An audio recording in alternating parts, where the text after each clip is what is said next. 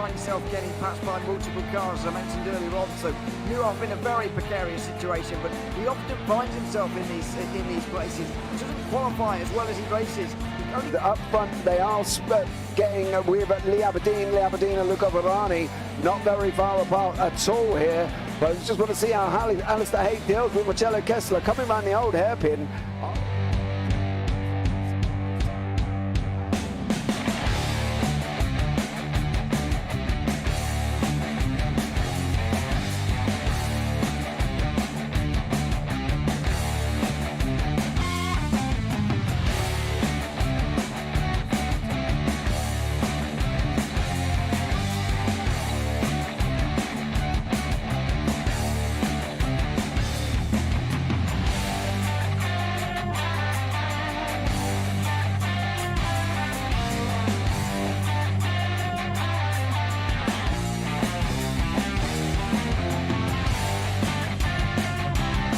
I would say it's not the best decision they've ever made, just not having done that under the safety car, really. Yeah, they're taking their pit stop strategies from Ferrari lately or something. What's going on? In turn one, just too much gas on them, too much feet on the loud pedal, and approaches dropped him all the way down the order. But Philip Hammer is out in front by an 8.91 seconds.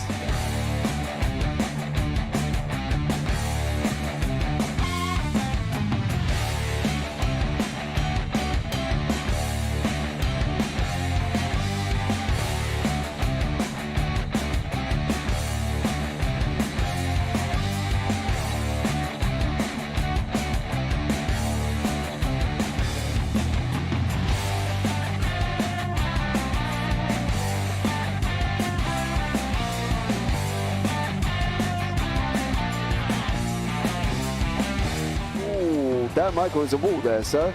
And it definitely doesn't want to be hitting that earlier on as well.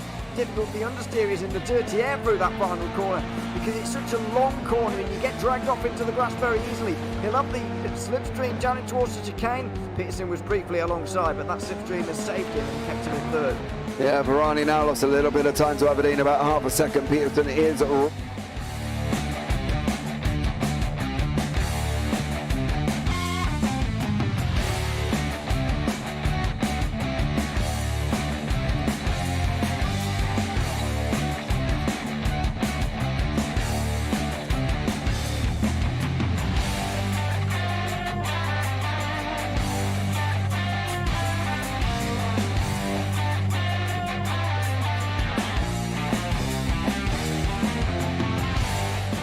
Pike's pushed Morton forward up ahead. He's got out of line. Is now Pike going to have a go at Werrell? Don't push him off. He's in the championship fight. Jack Werrell chasing down Carl Jacklin. Further down, Rob Williams and Chris Barnes. Sensational run outside line now though for the heavy braking zone. Around the outside goes the Audi R8. Look how much Miller's come back into play. Exactly. Miller's still start trouble. He's left on second and change. All of a sudden, Miller's back in play.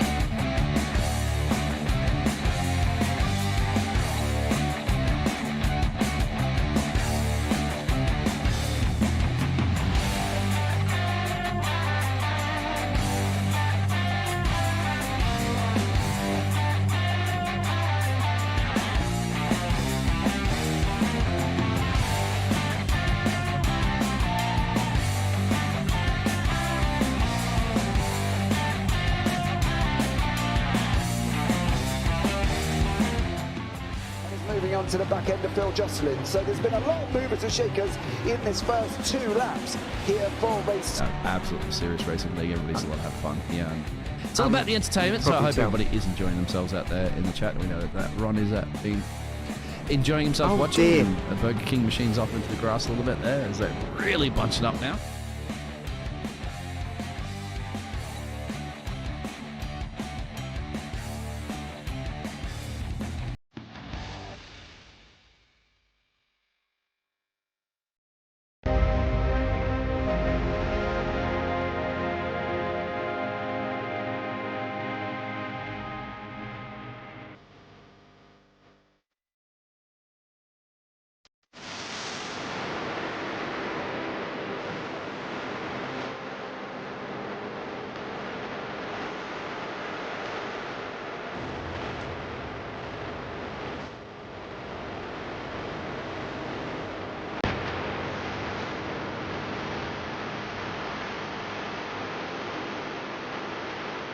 coming down to the side. Have it! Neil's going to get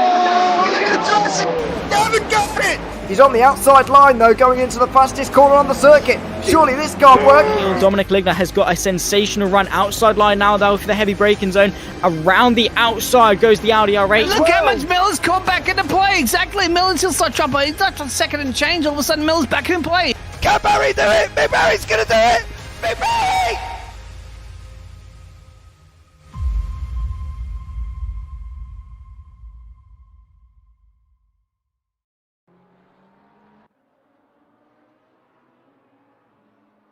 The road to the SimGrid VCO Grand Finals continues its journey around the globe. Hello and welcome, ladies and gentlemen, back to the JP Broadcasting YouTube channel and back for round 3 of the TSRC PC 500 Endurance Series. We're here in Spain, in Valencia, for the halfway mark of our 5-round season. And, well, today definitely boasts some fantastic action. Once again, following the half an hour quali into a 3-hour endurance race, roughly about 500 miles. Funnily enough, it's in the name. Of course, it's myself, Zach Sweeney, Nathan Richards alongside me in the commentary booth for today's proceedings. And Nathan, it must be said that already the championship is looking as close as ever, and with only 3 rounds left to go, it's definitely the tension is going to be skyrocketing. Yeah, well, definitely the top 2, obviously on the exact same amount of points at 85, obviously both having a win. They, Team 1 have had a second and a first, F1 Means have had a first and a fourth, but they have dropped the second and fourth results respectively, so they have both just got the points came from the win. And then obviously Simply Race Esports sitting in 3rd after finishing 2nd in Imola, which is a surprise because in the first race they didn't have that much pace, so obviously now sitting 3rd in the championship thankfully to their drop result of 9th, so that's obviously boosted them up a little bit. And then we have Team Shazoo, who've been pretty consistent, probably one of the most consistent teams alongside Team 1, with a 3rd and a 5th obviously having an incident on the final half an hour in Imola. But yeah, looking through the grid, yet again a very strong grid. Valencia, a lot different to the Nürburgring and Imola, so yet again we could see anyone sitting at the top at the moment. It's Murdasov at the top, who's in the F1 Means racing team. Yeah, so obviously coming in strong, as we say, after drop rounds and things, they both have a win apiece, which is nice. It makes it nice and tied up there, the championship. And yeah, looking forward obviously to how the season continues. As we, for anyone that's new, of course, the SimGrid VCO Grand Final, for those thinking, what on earth is that? SimGrid have always had sort of a very communal-based thing. They're very community-driven, with countless communities on SimGrid allowing you to go and race on various platforms, various championships, various disciplines. And some of their top communities, of which TSRC, the Sim Racing Collective, are one, they have all tasked themselves with starting a series, and then the teams, drivers go into that series, and then the top 3 teams in each of the respective 10 communities that they've chosen will then progress into the SimGrid VCO Grand Finals, which will be a huge prestigious event. I'm sure loads of fireworks, and when we get more information, we'll absolutely for sure let you know and indulge you on that information, because it's something that's very, very good to look forward to, I think, Nathan. You know, that very community-based feel, that community-based atmosphere is always a good thing when it comes to sim racing. And one of the biggest, I suppose, things going for sim racing is just that huge community-based, friendly atmosphere that you get going on. And now it's not just going to be the absolute aliens towards the top end that we see on the big stage. It's going to be, the people that you see on a day-to-day basis, and they now get their chance to prove themselves. Yeah, it's really nice to see, because obviously, this community is one of those where it's driven by, the people. Sometimes you got that competitiveness, but when you got a grid, sometimes similar to this one with a bit more of a spread, you see some of the quicker drivers speaking with the drivers that might not be as good, helping each other out. And I think that's one of the key things that makes this community what it is, everyone helping out each other, being friendly, and these events like this all bring in so many different communities together to fight for these, the grand finals. Yeah, I think it's one of the things that makes this community such a nice thing, because you can have the competitiveness. Everyone gets angry sometimes, and might be angry with other drivers, but apart from that, it's very respectful, which I think is really nice. It is, and obviously things get heated. That's natural. That's always going to happen. People are going to have arguments in Discords. Fortunately, it is virtual, so no real hands are going to get thrown, which is always a great thing. No one can actually get hurt. However, we'll turn our attention into qualifying, of which we are around about halfway through. And as it stands, it's the 1-2-1 of Murdasov leading the way. That is of course, the Armamentario software outfit. They've got, oh, goodness me, what was that? 4 different teams on the field, and they ran off from 5th to 8th. That's the 8th. Car. Their best result obviously was at round 1 at the Nürburgring in 6th, then 16th last time out at Imola, and already they're looking to be quite punchy in order to kickstart something that's going to be a lot better than the result a few weeks ago. Yeah, currently I'm on board with Team 1 though. They are the team that I think have been the one to beat throughout the first 2 rounds. They was looking for a win in Nürburgring. They unfortunately got a penalty after having an incident with a lapped car with about, I think, 20 minutes to go. So that was obviously not good for them. They didn't get that 10-second gap they needed. So it did give the win to the F1 Memes team. Then they obviously came back to Imola and took the victory very easily with no pressure at all on them. And, you know, Benjamin Julian, yet again, doing a great job at the moment. They're sitting down the 8th in qualifying, so we'll see what Benjamin can do. I think he's done qualifying for all rounds for the Team 1 team, so obviously, you know, the team having a bit more faith in Benjamin doing the qualifying, and then normally Julian starts off the race, but obviously we'll see if that is the same or if it's different. Currently, Benjamin is up by 4/10 as he comes through into the final few corners. Obviously would like to take pole yet again, but at the moment, he's still got a bit of ground still to pick up as we have about 4 minutes left to go. Yeah, so about half a second off the provisional pole time set by the 1-2-1. Of course, Team 1 have taken pole position for both rounds so far this season, both at the Nürburgring and at Imola. It seems that starting here in Valencia probably isn't their strong suit. Back to the pit lane, and he might just about be able to squeeze one more lap in, I think, if he's lucky. Fortunately, ACC are quite lenient, similar to sort of the likes of the Formula 1 games and things, where if you cross the line before the checkered flag is waved, you are allowed to finish a lap. So at least there is that slight bit of leniency in that regard. But yeah, if he wants to retain that 100% pole position record, they are going to have to get back out there. They are going to have to keep pushing and hope that they can do just a little bit better. And especially when, you know, the F1 Memes racing team, that number 13 McLaren, Chalukin at the moment, P4 when they're down in 8th. Obviously a 3-hour race, a long way to go, multiple different variables to take into account. However, to already be off your championship rivals, nearly 3/10 off the pace, surely that's got to sort of knock them down a couple of pegs and take a shunt to their confidence, maybe? I think it definitely will. You know, the further down you start, the worse it is, because we know sometimes lap 1 in an endurance race can, for some reason, surprisingly be quite chaotic, and many people get involved in incidents that you don't want to get, and, you know, you have all these damages, you have to go back into the pits, get everything fixed, you come out right down the field, and it does knock your confidence down, even though you know you've got the pace to be at the top. If you're sitting in 15th due to an incident, you know, you've got to fight your way back through, and that's when you start taking those unnecessary risks, maybe, you know, pushing in corners you shouldn't do, getting those track limit violations, going off, spinning. You know, that's the type of thing that can happen when you're under that pressure. You're trying to push and push and push and get yourself back through. So that's, you know, the thing that, you know, at the moment, Langley's hitting out. Obviously, they'll have to think about that in the Team 1 car, about just trying to work their way through the field, but not push too hard, because, you know, as it's a 3-hour race, there's no point fighting in the first 2 minutes. You don't gain anything from those first 2 minutes, apart from half the time, a bit of damage on the car. Yeah, you can't win a race on lap 1. You can definitely lose it, though. And especially when it's a 3-hour endurance race as well, which you might be saying, is that really an endurance race? Not really, no. Endurance race is probably between 6 and 24 hours, obviously. 3 hours is more just an extended sprint race, I suppose. It's that awkward middle ground. Really, when you get to 2.5, 3 hours, it's that grey area. It's not quite a sprint race. It's not quite an endurance race either. But what we have got are all of the elements of an endurance race, which is a longer clock, driver changes, mandatory stops, tyre wear, fuel consumption, all of that lovely jazz that we like to talk about when it comes to endurance racing. So we still have got quite a lot of the fundamental elements of an endurance race, and still all of the same fundamental skills are being tested. Consistency, pace, patience is going to be a huge thing when it comes to hitting your marks in terms of strategy, because it's so easy, isn't it, Nathan, to go out of the blocks, charging at 110%, and then by the time you get to the halfway mark, you think, oh, brilliant, we've got to make an extra stop on fuel.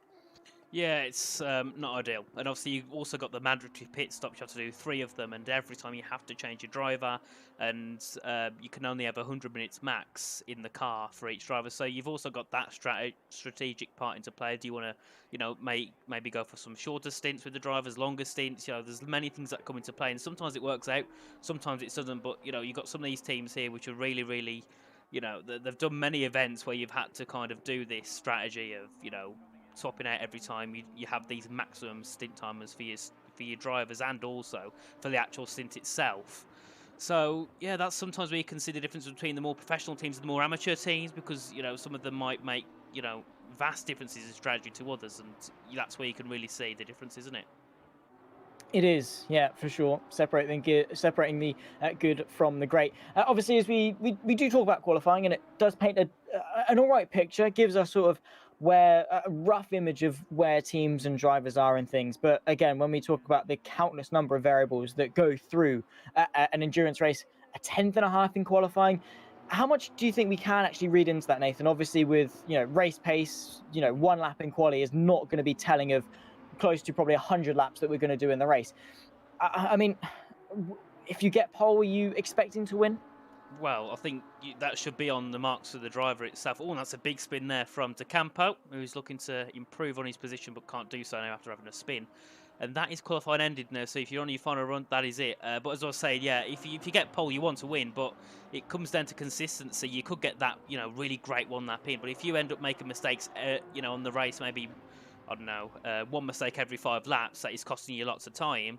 You're going to drop down the field, so you've got to be consistent. Sometimes being slower and consistent might be better. You might be 3/10 off the pace, but if you're consistent and you're 3/10 off every single lap and you're keeping those same times, that could also give you the win, because it's good being 5/10 quicker than everyone, but if you can't match it every lap, then there's no point.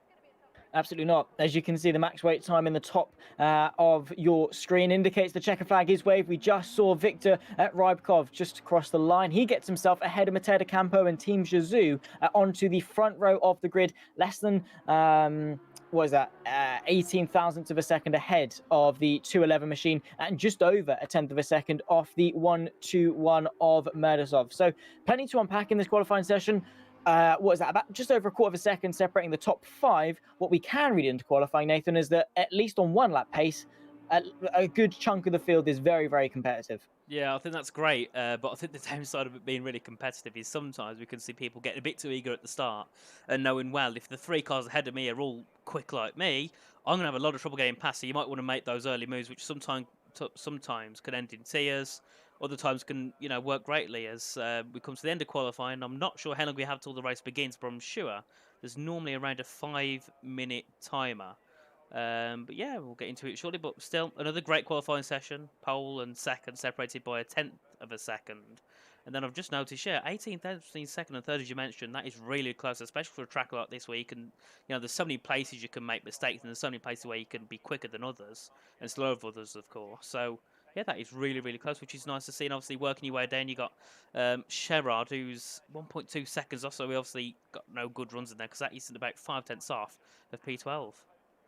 Indeed, so very, very close. So to talk you through the grid, it is, of course, Armamentario, the 121 machine, and Murdasov that takes pole position. Then comes the 96 machine of Ermakov to round off the front row. Zelch and Startzak round off row 2 with Chel Yukin, of course, that tied on the championship lead. Is the F1 meme team round off the top 5. Luca Burke joins him on row 3. Then comes the 144 of Lang, only a couple of places off their championship rival as well. Ian on for the 202, then and Rubel, Rudro, Stenner, Schubeck and Hemsworth to round off the 13-car field that we've got here today. We've got about 4.5 minutes before we go green for the formation lap. Myself, Zach Sweeney, Nathan Richards, we're going to step aside just for a couple of seconds, and we'll be back for the formation lap.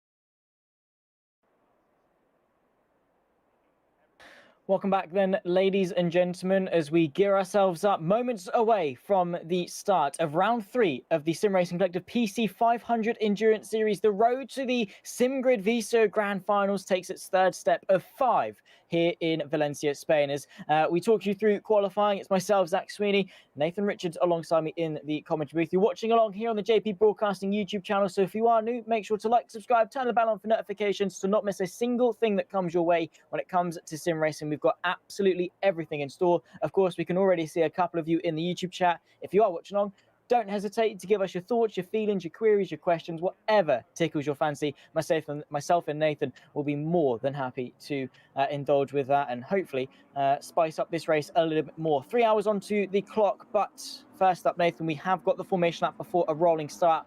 Sort of as a driver, how do you use the formation app to best prepare yourself? I mean, obviously, you've got the tyres and the brakes and things, but maybe a more mental side of preparation. Is there any maybe pre-race rituals that think people might do?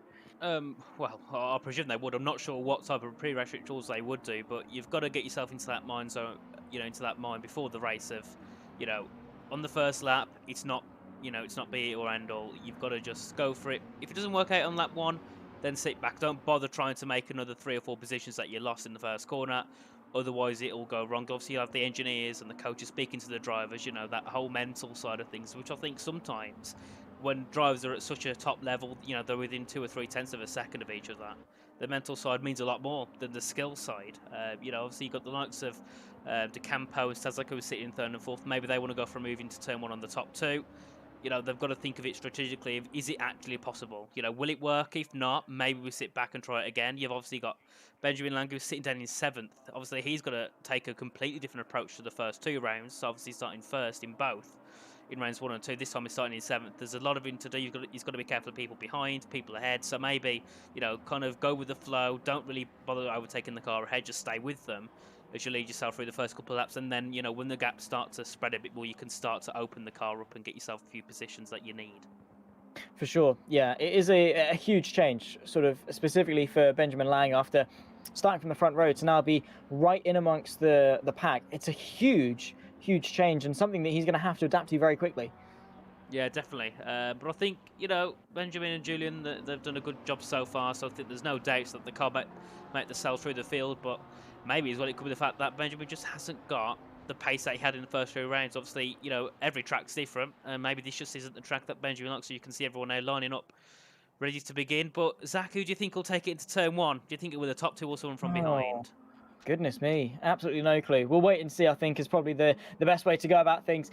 Igor Murdasov, you can tell I've just completely avoided that question, and it's on purpose. Through the final corner, 3 hours on the clock. The 3rd round of the TSRC 500 Endurance Series sees a very interesting shake-up in the running order. Who is going to come out on top in 3 hours' time, and who is going to take one step closer to securing their place in the SimGrid VCO Grand Finals? We wait for the green light to show, we wait for the green flag to wave, and we wait for Murdasov to put his foot down to the floor and send us underway for 3 hours of racing action. Already darting to the right-hand side of the circuit to take the race line into turn number 1. Side by side as Matteo De Campo in the green Lamborghini tries to find his way up in a second. Side by side in the background as well as Chalukin in that 13, very vibrant pink McLaren 720S tries to find his way to the outside of turn 1. Now into 2, gets covered off by the equally pink Lamborghini side by side. And now we've got the 2 championship leaders side by side. Yeah, Benjamin Lang tried to get himself through, couldn't get through there. Obviously, these 2 here, F1 Memes and Team 1, they are fighting for the championship, so they're going to be careful not to get too greedy on the first opening lap. You can see there, Lang went for a move up the inside, couldn't make it work, so he's just going to sit back. He seems to have a quite good pace on this opening lap as we come through now, and as we head through, my timing sheet is changing heavily. I don't know what's going on with that. But hopefully it sorts itself out soon. But yeah, Murdasov still keeping that lead into turn 1. He took it very cautiously. Didn't bother, sending it darting over to the right, darting over to the left. We saw that gap on the right. Moved over. Then Ermak obviously was under a bit of pressure from De Campo actually as they went into turn 1. But obviously they all made it through. And then I think it was the F1 Memes car that went a little bit wide coming out of there, which obviously gave an opening for Benjamin to try and send a move. Just couldn't do it on that occasion. We head through now, and still it is Murdasov in the lead from Ermakov as we get ready to come to the end through turn 12 on lap 1. But obviously 3 hours to go, so if the moves are made on this opening lap, I don't think obviously they'll stay there. They could get higher or even lower down the grid. Oh, for sure. Always a good way to start, though, is being on the right foot, going forwards rather than backwards. Boost your morale, boost your confidence. But to lead lap number 1, you are right in saying it is the Armentario 1-2-1 machine. Ivan Murdasov leads us for the first lap here in Valencia, and it's single file running. A little bit of an issue in the background. That's the 55 Team Ballast Esports car, Lucas Schuback at the moment at the wheel. And unfortunately, the German has dropped off the back of the main bunch of cars. I mean, we've got a long train all the way back to Rasker in 10th. Bit of a gap back to then Sherrod and Woodrow, and then a big gap here to Schubeck. Also, side by side, as I think Woodrow finds his way past the 21 machine of Sherrod. But yeah, unfortunately, it seems to be a couple of issues in the opening moments for Schubeck. Yeah, definitely, and also Woodrow obviously getting through and Sherrod there. They've obviously lost a little bit of time. They're sitting a little bit further back from the main pack from 10th and up, and I also believe the car 97 are making their first appearance here tonight with Rask, and I believe the other driver, let me have a little look who it is, as they are brand new. It is, oh, I can't see it on my screen. Have you got it with you, Zach? What's that? Car 97, who the second driver is. So the 97 is the Ultimate Racing Team. That is Adrian Rasker and Powell Stenner taken to the wheel. At least that's what the entry list says. Yeah. Yeah, we got both teams. Also, that Lamborghini looks vastly similar to the virtual drivers by TX3 car. I think that's more yellow than the green that is usually spotted on the TX3 machine, but it did catch me off. I was like, hang on, who is that? What are you doing in the TX3 livery? But no, it is their own. They're just a little bit more yellow. Anyway, the home race for Salva and Rubiet for Sim Racing Esports, the 343 as it stands in 9th place and working their way forward quite nicely. That is, of course, the thing. The initial go of the opening lap has calmed itself down now, and from this point on, really, sort of for the next hour and a half, get your head down and just, settle into your rhythm, hit your fuel marks. Don't really necessarily worry about the other people around you. Just get into a rhythm, go around like as if it's a Scale Electrics track. Yeah, definitely. I think, obviously you have to do, well, most drivers will be doing about 45 minutes per stint. Obviously, you've got to split it up to 100 minutes each. So yeah, they'll do about 45 minutes each to 50 minutes before they swap drivers. So for now, I think, for lots of Murdasov obviously sitting about a second ahead of Ermakov, he could just try relax now. Obviously you don't want to slow down, but don't push too hard. Just kind of keep yourself in that nice rhythm, be consistent.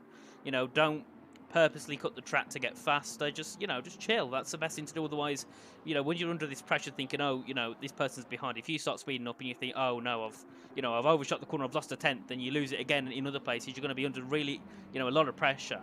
So yeah, I think you just need to sit calm. Pull it to the end of his stint, and obviously it'll be the other driver stepping in for the car 1-2-1, which is Pamfirov. So obviously, he's had no running yet today.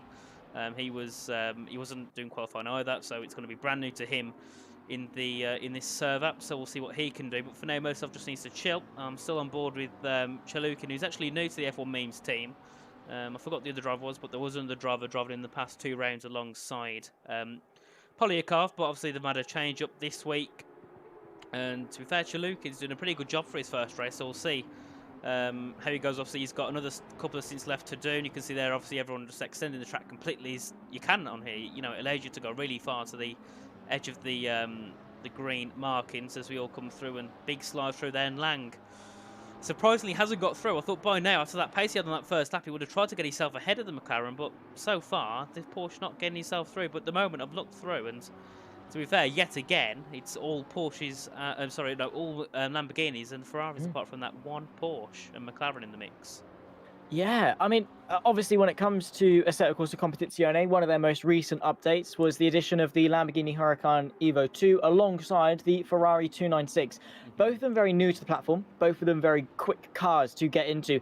Particularly the Ferrari, I've noticed, obviously that's not quite the case here, but the Ferrari I've noticed is that car that is, quite easy to get into and easy to learn, obviously difficult to master, but you get into it and immediately it's quick. It doesn't need any, I mean, obviously at this level you are going to tweak and make it more comfortable to you, but as a baseline it is already a solid option. And obviously with it being so new, Kunos haven't quite had the opportunity to reel it in a little bit with the balance of performance. I know there was a couple of updates, but it's not quite been to what the top level esports guys have wanted. So again, still very fresh. and they just need to tweak it in a little bit, which is why I think we are seeing quite a heavy Lamborghini Ferrari showing, but it doesn't mean that other things aren't possible, particularly amongst other manufacturers. What we have got, though, are two Ferraris here. Sherrard, very, very slow for Simply Race Esports, finds himself side by side with Lucas Schubeck, who goes the long way around at turn number 1, and Schubeck for Ballast Esports take the position, albeit a little bit off track. Is Christian Sherrard going to find a way to the left-hand side, late on the brakes into turn 2? A little bit close. But I think Sherrard's, either made a mistake or really slow, because Schubeck himself is 6.5 seconds off the back of the pack, which is probably one of the worst ways that you want to kickstart a 3-hour race. Yeah, well, we saw Sherrard being overtaken, I believe it was Woodrow, a couple laps ago, so he's definitely made some sort of mistake, because he's about 8 seconds back from the main pack, which isn't good now, because he's got to try and push along with Schubeck through to catch up. But if you push too hard, like I said before, you're going to overdo it, and that is the worst thing you can do, especially when you've got, 2 hours and 50 minutes left on the clock. That is a lot of time. We're through like 1/50th or something of the race. You've got lots more time, and if you're making mistakes this early on, how likely is it you'll make them again? Because if you can make them 8 minutes in, you've got to try and not make another mistake for 2 hours and 52 minutes. That is quite a long time to keep consistent. It is, but it's your job, essentially.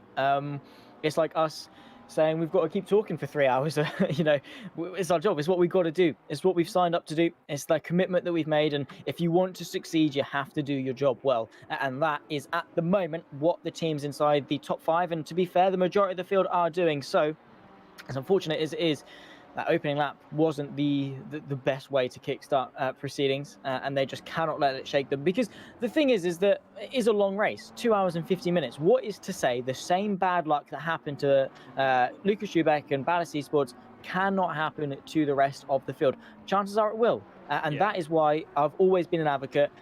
I've never been one to do it, but I've always been the do as I say, not as I do, of just not giving up. Just keep at it.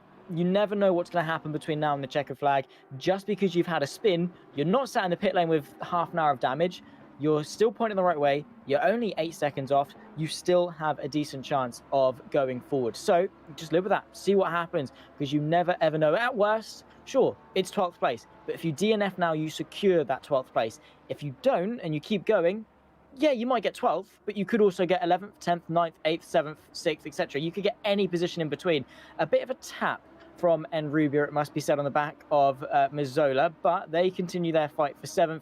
And it must be said that at this stage in the race, it is just maybe we're starting to see the different couplets and triplets, the little pack start to form, and now we're trying to get a good idea of who's in whose race.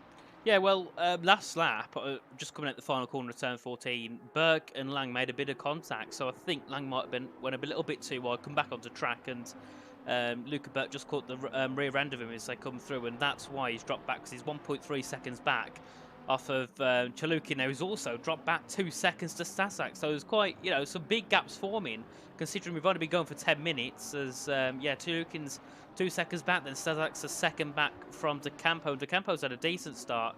See, he's only 4/10 back from Ermakov, so maybe we'll see the Shizou car try and get himself into second. Obviously, Shizou currently have only finished 3rd and 5th in this championship, so haven't got a second or first. Yes, it would be nice for them, of course. But remember, if he gets second now, he's got to keep it for 2 hours and 50 minutes. It's not going to be likely he stays in that position the whole time. Maybe there's more battling, strategies, fuel, tyres, all of that comes into play, which should make it interesting. Obviously, Shizou, I believe they've been around for quite a long time. There's, I believe, other teams in here that might not be as experienced, so they might not have that, data to look through to say, right, we're going to pit at this lap, we're going to put this amount of fuel, and we're going to do this to the tyres. Some teams don't have all that information that the likes of Shizou probably have. So that is also, we'll see a difference in pace just due to the fact of drivers not having that ultimate, data analysis for them to use.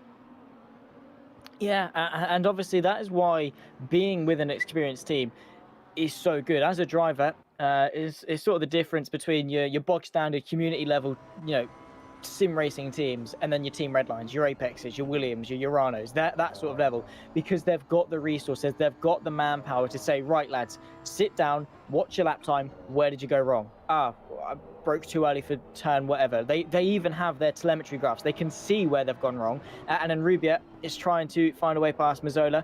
No way through for now.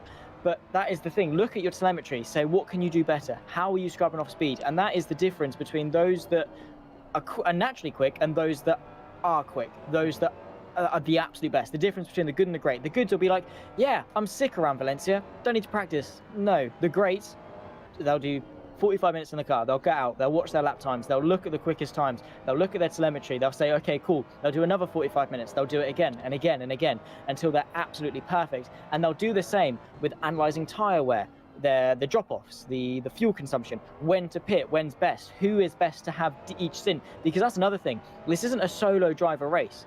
They have got 2-3 drivers who are all fielded to do this event. In this case, it's 2.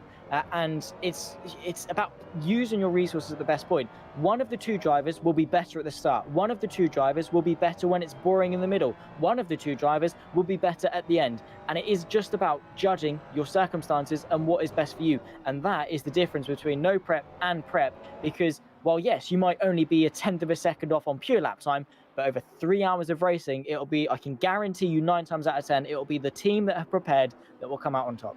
Yeah, definitely. I think another thing as well is, when you look at this telemetry, some drivers, I think, oh yeah, we're in the top 5. I ain't going to bother looking at what I did because we don't need to. That's, some people get a bit egotistical and they end up doing worse because they don't put that time and effort in. They think, oh yeah, I'm quick. I don't need to, I don't need to bother looking at my lap times. I don't need an engineer to help me. I could do it all by myself, which is, for some people it can work out, but for many, for most, it just doesn't because, everyone needs that help. And obviously some of these teams will obviously have engineers, some don't. So, sometimes you have an engineer specifically for each driver, sometimes you have an engineer specifically for the team, and some of them might just use the other driver as engineer. So, it comes also down to resources that the team have as well. Obviously, some of them are a lot more, I suppose we could say, official than others. So, they will have them resources, which we talked about before, and I think that is where you can see that major difference. Obviously, you look at some of the bigger tournaments, at the top of, obviously ACC and iRace and all the, all these sim racing games.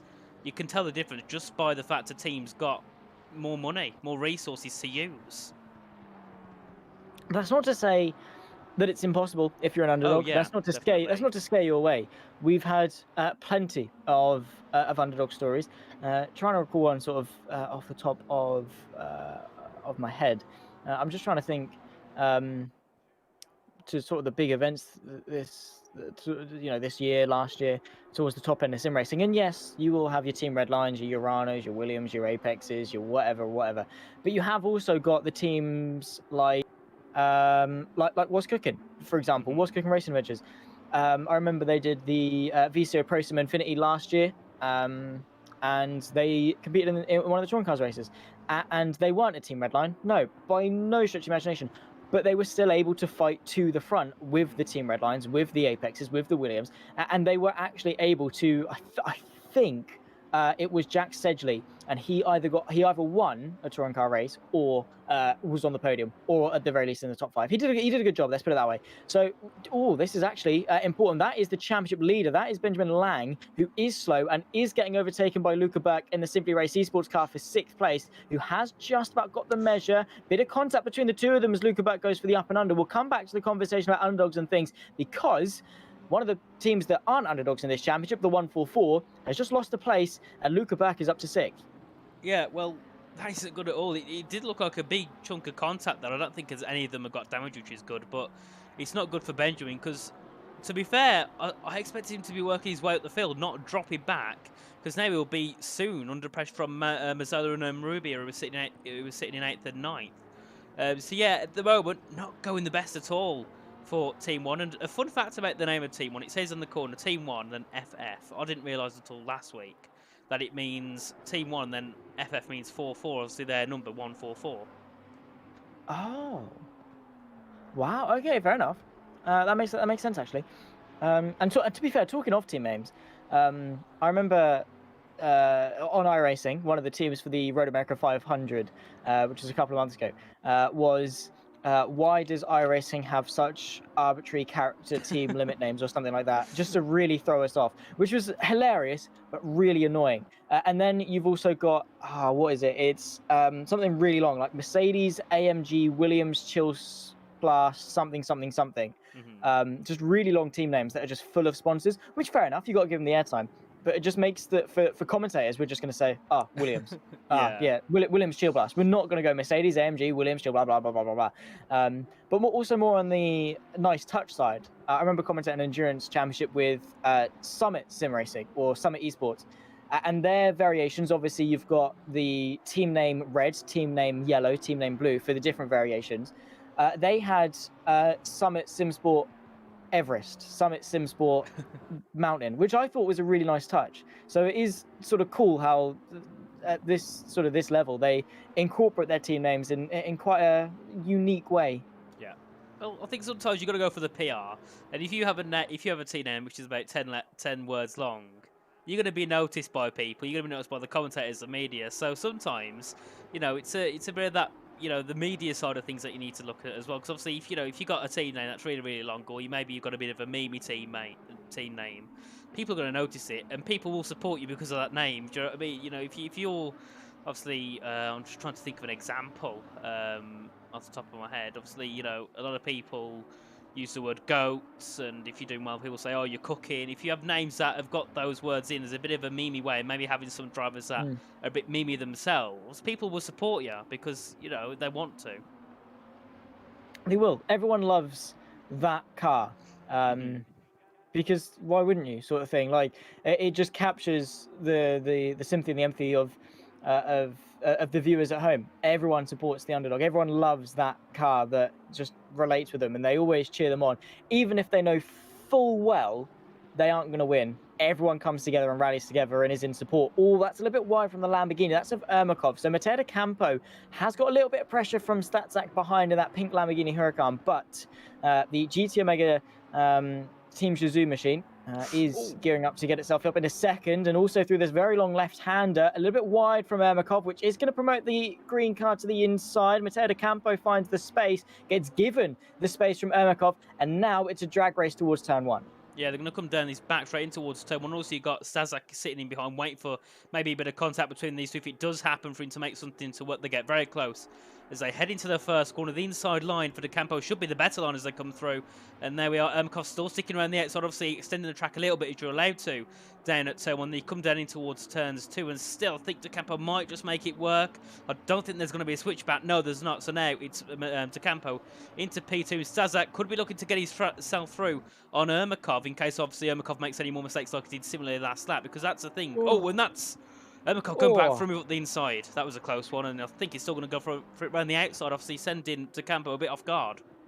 He is. He tried to get the up and under. Obviously, De Campo gave him the space. Another up and under potentially from Ermakov. Stazak just sat idle, waiting for an opportunity. But we've got 3 Lamborghinis, nose to tail. 3 different teams, 3 different drivers, 3 different colours for 3 different positions. And it's the fight for the final 2 places on the podium. Matteo De Campo wide, going through the long left. That does give Ermakov the inside, but the outside momentum for De Campo gets his foot down more efficiently. Now into the double braking zone. A switchback potentially from the 96 machine. Ermakov giving it a good go in order to get that second place back.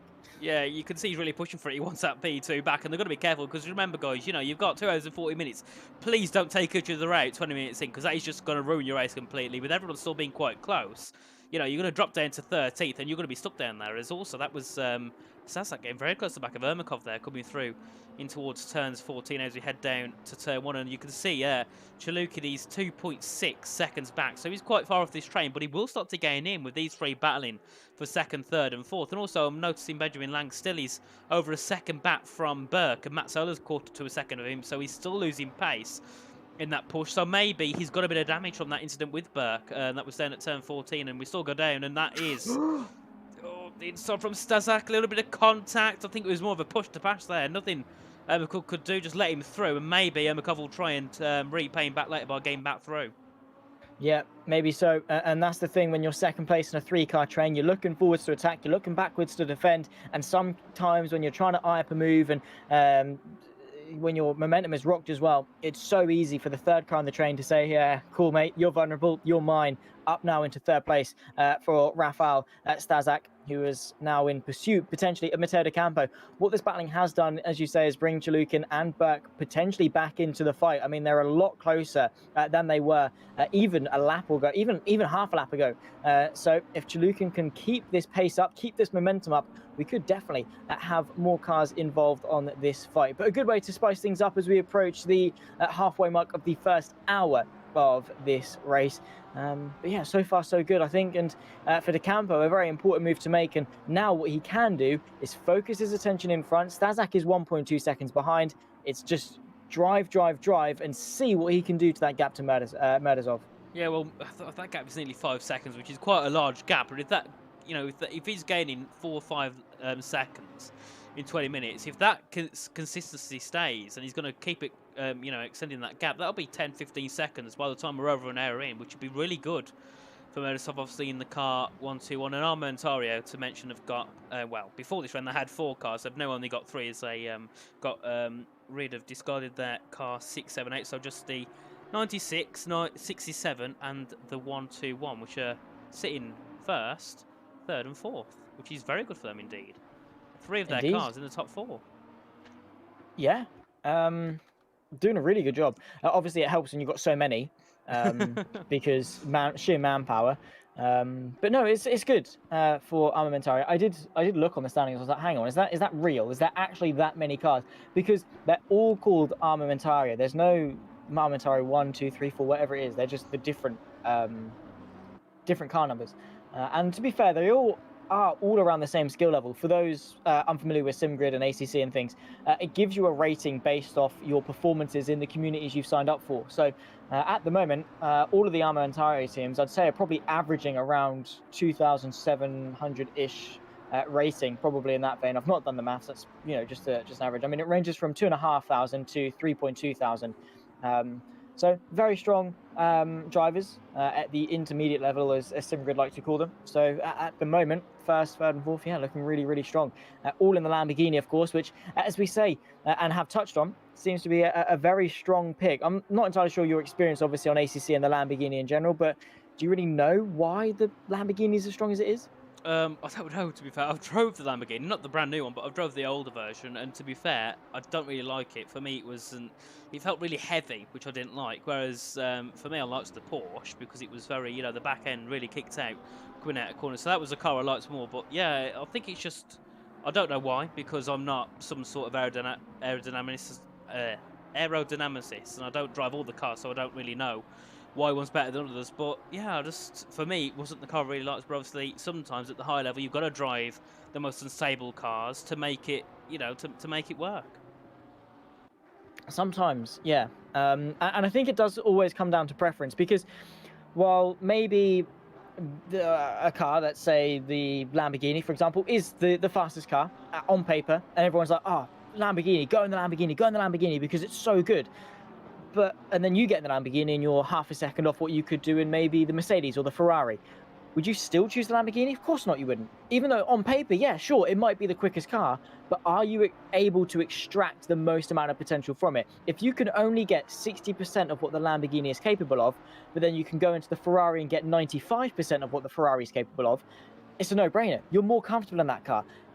It is slightly slower, but you're going to be able to get more out of it. You're going to be more consistent. You're going to be more comfortable. You're going to be quicker, and it's going to be more familiar too. You can change the setup to your liking more than that, and you can extract more potential out of it. So don't always go with the unanimous choice. Go with the one that you've tested, that you feel comfortable in. But also with that as well, it's not just what you feel comfortable in, it's what you as a team feel comfortable in, because someone's going to like the Ferrari, someone's going to like the Lamborghini, someone's going to like the Mercedes, the Nissan, the whatever, the McLaren, whatever it is. So you have to also, in an endurance setting, have a lot of compromises. Yeah, definitely, because, you know, for me, for example, I don't like the Mercedes at all. It's a lovely car to listen to, but I can't drive it. The oversteer is crazy on it, whereas I was actually doing a race around, I think it was Kyle Army a few weeks ago, and one of my friends wanted to drive the Mercedes. We didn't like it, so we thought, right, we'll use actually, we have a battle now. This is for P8 and 9. This is Rubia and Metzola still. They've had a battle throughout the whole race, and they're still going at it now. And I think they're going to make a bit of contact. Yeah, I think there was a little bit of a touch there. Of course, something you've got to be very, very careful about as you run very close to each other. But Salva and Rubia looking mighty, of course, at the wheel of the TAR Sim Racing Esports, the 343, which, as it stands in the grand scheme of the championship, is 11th after their best finish of an 8th place. But behind that was a 10th place finish at the Nürburgring. So a consistent flow of top 10s. Albeit in a 13-car field that we've got today, still a good result, still good milestones, still good things to have. And if you can keep that consistency up, maybe not the top 3, but definitely something in that midfield margin. And now defensive, maybe wanting more. Is Enrubia, which way is he going to go? The Lamborghini covering off its basis. I don't really know how to feel about that. However, that's off the track, and that is not the way Enrubia would want to find a way past. No, he's going to have to go for it again. Surely you can see he's eager to get past. At the moment, this Ferrari seems quite quick on the back of Mazzola, especially down that straight. So maybe it could be the fact the car's quicker in the straights and the corners. I don't know. We'll keep on board with them for now, and we can try and work that out as we come through. And that was Mazzola going a little bit wide through there now as we head up the hill. Will Enrubi find a way past here? No, he won't. He's still a bit too far back, so we're going to have to go for it, possibly down into maybe turn 14. That could be his best opportunity as we head down now. Can he get through here? He's about, what, 4/10 back. Yep, not close enough. I think he went to look for it, but yeah, not close enough at all there. And you can see, to be fair, Mazzola seems quite planted in the car, but it just doesn't seem as quick as Enrubia, does it? No, not quite. And again, it might come down to the Lamborghini Ferrari comfortability thing. But I'm not sure. I think maybe just at this stage of the race, Enrubia feels a bit more in rhythm with things, is able to hit more apexes. Because, yeah, it goes without saying that Enrubia is the quicker of the two cars. It is probably just a matter of time before he finds a way past. Because, yeah, just looking at their driving styles, the way Enrubia is just more smooth, less corrections, that sort of vein, Mazzola probably shouldn't be too interested in fighting, because all he's going to do is encourage Woodrow, Raska, Schubeck to close back in. Obviously, Schubeck is a long way back. Not even seen him in the same shot there. There he is in the background. If you can get your binoculars out and see him right at the back end of the straight. But in that vein, the more he fights for these positions that are arguably inevitably going to be lost, the more damage he's going to do to both cars' races. So I think for Mazzola, if Enrubia goes for a move, it's better not to fight it. Yeah, there's no point, because if you both take each other out, you're going to drop down. You know, it just doesn't work. It wouldn't be a logical thing to do. So I think he probably would just let Enrubia through. If he knows Enrubia is quicker, you know, he's got 2 hours and a half. He'll most likely, or at least his teammate could also, just get themselves through on that car. So you might as well get it done and over with now, instead of waiting another hour for it to happen and just defending. Because also, when you defend, you lose time. Because you can see now Mazzola, remember a few laps ago, he was about, I think, 8/10 back from Benjamin. Now, he's 2.7 seconds. So all this defending loses you so much time. And, you know, when you're losing 3 seconds in a matter of 10 minutes, you know, that will ramp up heavily. And, you know, you're going to be at a big disadvantage, especially when it comes to the pit stops, which will probably, I think, be in around 15 minutes' time, as most people do about 45 to 50 minutes. At least that's what happened in rounds 1 and 2 anyway. So, yeah, I think we're getting closer now to that stint time ending for a few drivers, getting their second drivers in the seat. And obviously, one car I'm keen on seeing is the 144, obviously having Julian Fox in the car. Last week, Julian started. This week, it was Benjamin. So, obviously, a bit of change there between those two.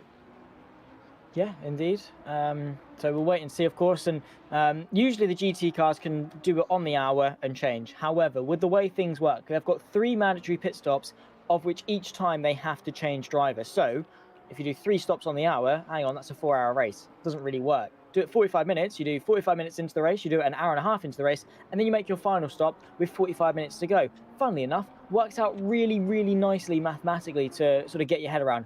Plus and minus a couple of minutes here and there with, you know, where you are on track, and if the race goes on for an extra lap as well. But you are always going to be safe. You know, maybe put 50 minutes of fuel worth in, whatever it is. But chances are, yeah, it's a nice linear thing. The unfortunate thing about that, though, Nathan, is that we don't usually see much variation with such a systematic way of dealing with things. Yeah, it's a shame to see, but I think sometimes it might be a bit better to have it, you know, I think it's not the best because of how systematic it is, but it's a bit different. So I think it is nice to see something a bit different to normal, as that is also Luca Burke going for a move there on Timo Chulukin. Can't get himself through on that occasion. Obviously, this Ferrari, every time we see it, it's trying to make a move. Obviously, earlier it was Enrubia, now it's Burke. trying to get through on the only McLaren that is on the grid, which is a surprise. The McLaren seems to be quite a popular car, so I'm surprised we only see one of them on this whole grid. Yeah, again, I'm quite surprised as well, because I've always sort of liked the McLaren quite nicely. It's a very front-end pitched car. Very, very quick as well. Sounds and looks beautiful. One of my favourite looking GT3 cars is that 720S. And it is quick at some circuits. I think at Silverstone it's probably one of the quickest. That's very close from Luca Burke, who looks to maybe go for a move. He does eye up the left-hand side, not quite close enough to send the move on this particular occasion, but definitely does look quite decent.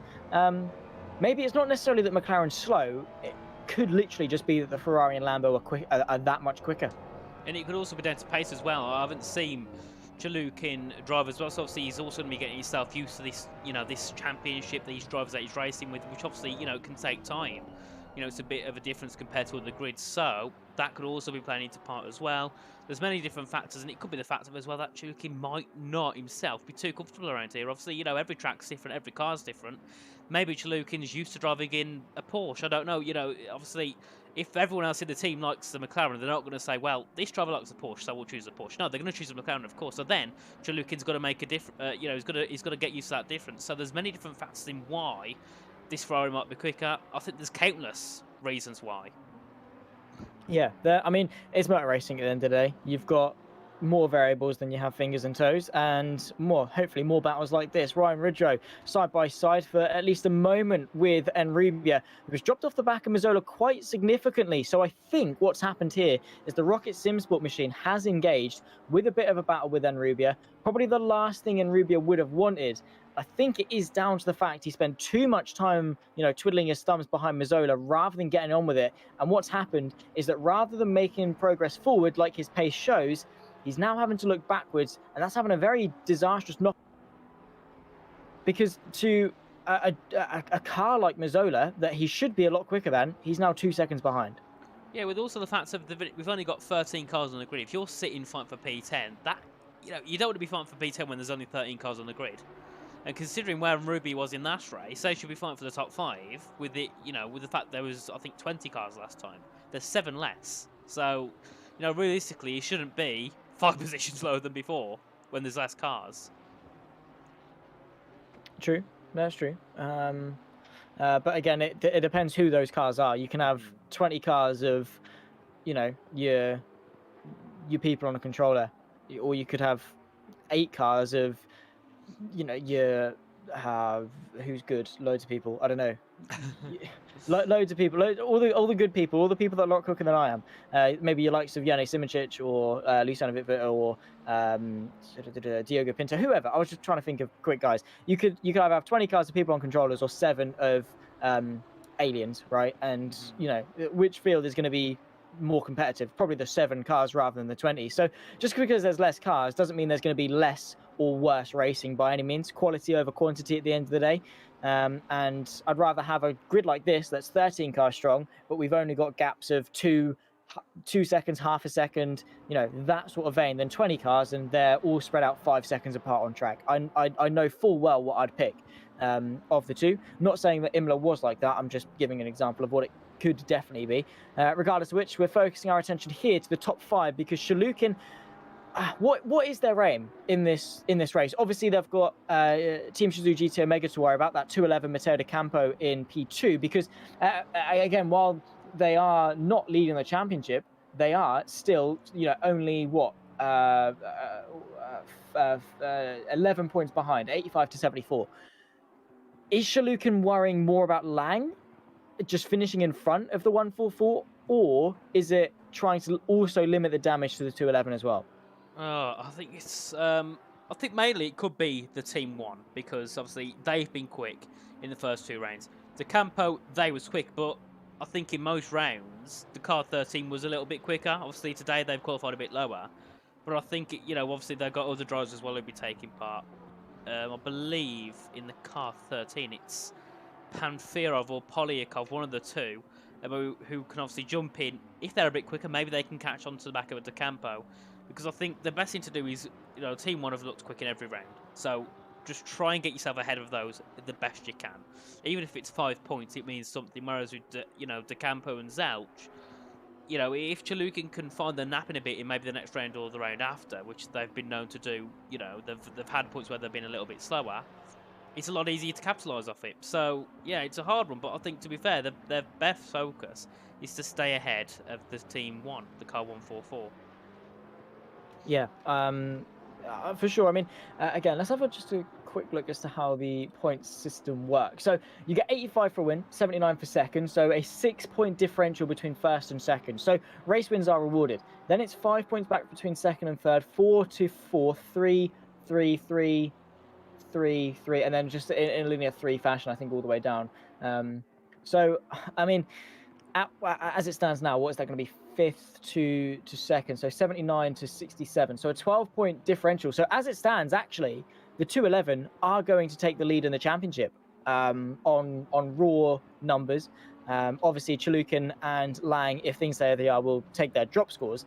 But DeCampo and Team Shazoo GT Omega are really putting themselves in good stead, and I think that is down to the point system being so rewarding.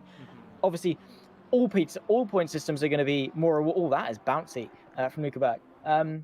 All point systems are going to be rewarding for the higher up you finish. That's how a point system works. You're not going to get less points for winning, but the gaps in the points mean that, you know, the difference between, say, 5th and 6th is a lot lower than the gap between 2nd and 3rd. So for Chalukin to be, you know, a good few places down is going to be a huge, I mean, again, it's only 3 places, but it's 12 points, right? So a huge gain, I think, if DeCampo and the 211 can keep this pace up, maybe catch Murdazov, at very least stay second. That's huge progress for the championship. Yeah, well, Murdazov as well, talking about him, he's 5.2 seconds ahead, so he's actually started to bridge that gap a little bit more now to DeCampo, and it seems, to be fair, the top 3, they're all just, you know, sitting comfortably and just driving along. They're not, it doesn't seem like they're pushing, it doesn't seem like they're defending too hard. They're all just getting into that rhythm also. On our screen, it looks like Burt got a very close there to the back of Chalukin as we come through. Yep, he's on right on the back of him. Just a couple of tenths between the two as we head down. And this is the McLaren versus the Ferrari. 2 completely different cars that control all differently. So obviously we get to see how different the cars are, and you know, you can see that physical difference between the two. Yeah, for sure. And the likes, the strengths, the weaknesses and things. Both chassis, that's a nice move from Luca back to the inside of Chalukin. Lovely jubbly. Nice little cut back, get the inside line under braking. And we were talking about the difficulty of that corner, the way you turn right while you're braking. And it has invited a couple of people to try and get underneath each other. A fantastic move from Luca back and making the best out of his situation. And the good thing is he didn't stall behind Chalukin. As soon as he had an opportunity, he took it. Yeah, that's the best way to be. You just got to try every opportunity you can. When you can, don't sit back. If that gap's there, go for it. If it closes, you know. But, you know, it's perfect racecraft between the two. They're both respectful to each other. Actually, Chalukin could be looking for another run on Burke as we come through, but I don't think he's close enough on this occasion as we head through. No, he's not. So he was very close there. But I think now Chalukin's main aim is just to stay with him. Maybe not send it on him, but just stay, you know, stay within a few tenths of him, you know, 5-6 tenths. Don't let Lang pass, because you can see now Benjamin's caught. He's actually had some great pace. Look at that. He's 1.1 seconds back off them now. So he's pulled quite a lot of pace. So we could see Benjamin also get involved in this battle for 5th as well. I think we might well do, for sure. So, again, only time will tell. But it's an endurance race, and the more they fight, the more people will get dragged in. And especially on ACC, I'd probably say the slipstream range is around about 7 to 8 tenths, I reckon, to be in firmly. I mean, you might feel it around 9 tenths, etc. But to be in and be hooked is probably around 6, 7, 8 tenths. That's a nice switch back as well from Chalukin. Seems to be the theme, though, of people making moves, though, is a mistake from the driver in front, more so than actually doing the hard work himself. I mean, Chalukin there waited for Burke to go in deep before he was then able to at least have a look. Yeah, definitely. I think that is the main thing. When you're at this top level, the difference is a lot less in pace. It's more in the mistakes and the consistency of making those, well, of not making those mistakes. Because, yeah, it doesn't look like there's many people that are actually far off. I think Sherrod might be a bit off pace. He's 20 seconds back, but I think he's got a bit of damage. But generally, you know, no one's actually quicker than everyone else. It's just a fact of people are making mistakes. You're going to capitalise off it. When you get close behind, so obviously for Chalukin sitting 2 or 3 tenths, if he can play it correctly and he can send the dummies in the right places, it can put Burke under pressure. Maybe then Burke goes defensive in places he shouldn't do, and that then allows Chalukin back pass. So, you know, you've got to make a mistake, and that is all about laying the pressure on. Because remember, at this top level, the mental game, I think, is a lot better than a lot more important than the physical game. Yeah, again, as you say on the formation lap, I think when you're already so close and competitive, what more as a driver can you do to be better? You know, you can only hit an apex so tight. You can only carry so much speed through a corner. You can only get so much amount of slip angle. You can only get so good before you hit a ceiling. And the more high up in sim racing you get, the closer to that ceiling you get. And therefore, it's just a little bit harder to get a little bit better. So how else do you find advantage? Well, call their bluff. It's like a game of poker at that point. You know, you look at your hand, you think, oh well, I've got, say, a race win and a podium in hand. Fantastic. This looks great. This is a great hand to have. That's going to boost my confidence. And then you look at the other teams and you say, hey, yeah, look, you know, I've been doing great. I've got loads of confidence. And then you boost your way up that way. And relative to the other teams, especially if you're fighting a team that you know, maybe had a 9th and a 10th in the previous races, and their confidence is maybe a little bit lower, that is then a huge high ground relative to them, because you can go into that saying, brilliant, I'm now going to be on the psychological high ground. However, maybe on a strategical high ground is Timo Shalukin. What this is, however, Nathan, I will say, is about 3 minutes earlier than what we expected. Yeah, so obviously making it a bit different, because obviously, you know, as we said before, give or take a few minutes on the 45-minute stints. But he's going to head into the pits now. Obviously, change drives, which I believe I'll have a little look on our screen. Car number 13. The second driver is Mr. Nikolai Palayakov. So obviously he'll jump into the car now. Obviously refuel. They will change tyres, I believe, or they all stay on the same tyres. I'm not too sure. Do you happen to know? He's not on the jacks, so I will say not changing tyres. Purely because I'm not sure if your fuel and tyres are able to overlap nicely. Obviously, they're only doing 45-minute stints, so they don't need as much time to fuel up the car. So, you know, changing tyres at the same time, it'll prolong the stint, and the advantage you get. I'd probably say these tyres can comfortably do about an hour and a half. So I reckon we might see a tyre change at that second stop, just to make it nice and even towards the end. But I think on individual stops, no, I don't think we'll see the tyres changed. But then again, with ACC, you've got a 30-second control lock mandatory stop time anyway. So unless that's been removed or whatever, I'm not sure, because I remember always changing tyres, but maybe that's why I was never good on ACC. Who knows? But yeah, I think we're probably just going to see them doing it at the end of every second stint, as opposed to every stint. Anyone else coming into the pit lane? No, everyone else. Well, Lang comes in, so the 2 championship leaders doing the same thing, but everyone else going that lap longer. Yeah, they're staying a bit longer, and we could see some people maybe go for a 50-minute stint. You don't know, just try and throw something a bit different into it. Maybe extend your first couple of stints, and then you can have a shorter final stint. I don't know. Obviously, many things can come into play as we come through. And still, this is Enrubia, I think, trying to get through, and Maxella still. These two have been at it. Enrubia did back off a little bit. He lost some time, but he's back onto the rear of the Lamborghini already, with Woodrow also getting involved as well. He's just sit within a second, so he's done a great job at just getting back to the back of the field. And I think, you know, Woodrow's a good example of what we want at the start, and if, you know, it's a fact of if someone drops back, just try and fight your way back up, and Woodrow's done that perfectly. You can see he hasn't really put much risk into it. He's just slowly capitalised on people making mistakes, people battling, and it's just led him to catch back up, which is good for his race, because even though he's now in 8th, you know, we can still be fighting for a P6 here. I think so. Yeah, the race is still on, and again, you can't count your losses too soon. You just keep pushing, keep going. What is there to lose? So for sure, just keep going. Just go. Just keep doing what you were doing, because as I said earlier, with what we saw from Schubeck and Sherrod, what have you got to lose? Nothing. So you've only got things to gain in theory. So just keep going. And as the side of that car said, just do it as soon as possible. Just keep going. Scrub it off. Julian Fox now at the wheel of the Team 1 FF, so 144, as was very nicely pointed out. Lovely jubbly. And a lovely looking livery as well for good measure. The fight now between the 2 championship leaders is about 2.8 seconds. But the good thing is, Nathan, is that they have got a bit of clear air, which in the fight that they were in wasn't all that wide from Polyakov, and that's very slow. Not a massive time loss, but maybe taking some time to adjust to the car. Yeah, definitely, and I think that's what we said before. Obviously, with Polyakov doing no time in the car compared to Chalukin, we will see, you know, maybe him take about 5 or 10 minutes just to get used to everything. As also, that gap has come down tremendously, 1.6 seconds. remember at one point, you know, I think that was about 3 or 4 seconds apart. So this is what's heavily for Team 1 with Julian Fox obviously at the wheel now. So we'll also be able to see the difference in pace between obviously Polyakov and Chalukin, and also the difference in pace between Fox and Benjamin. I think, yeah. I'm not too sure. Maybe so. We'll see. Also, Luca Bach has come out way ahead of them. Actually, no. Where are they? No, that's right there. That's them right there, just behind them. So that is Polyakov. Must be said, without that mistake, he might have the position over now Rafael Malho.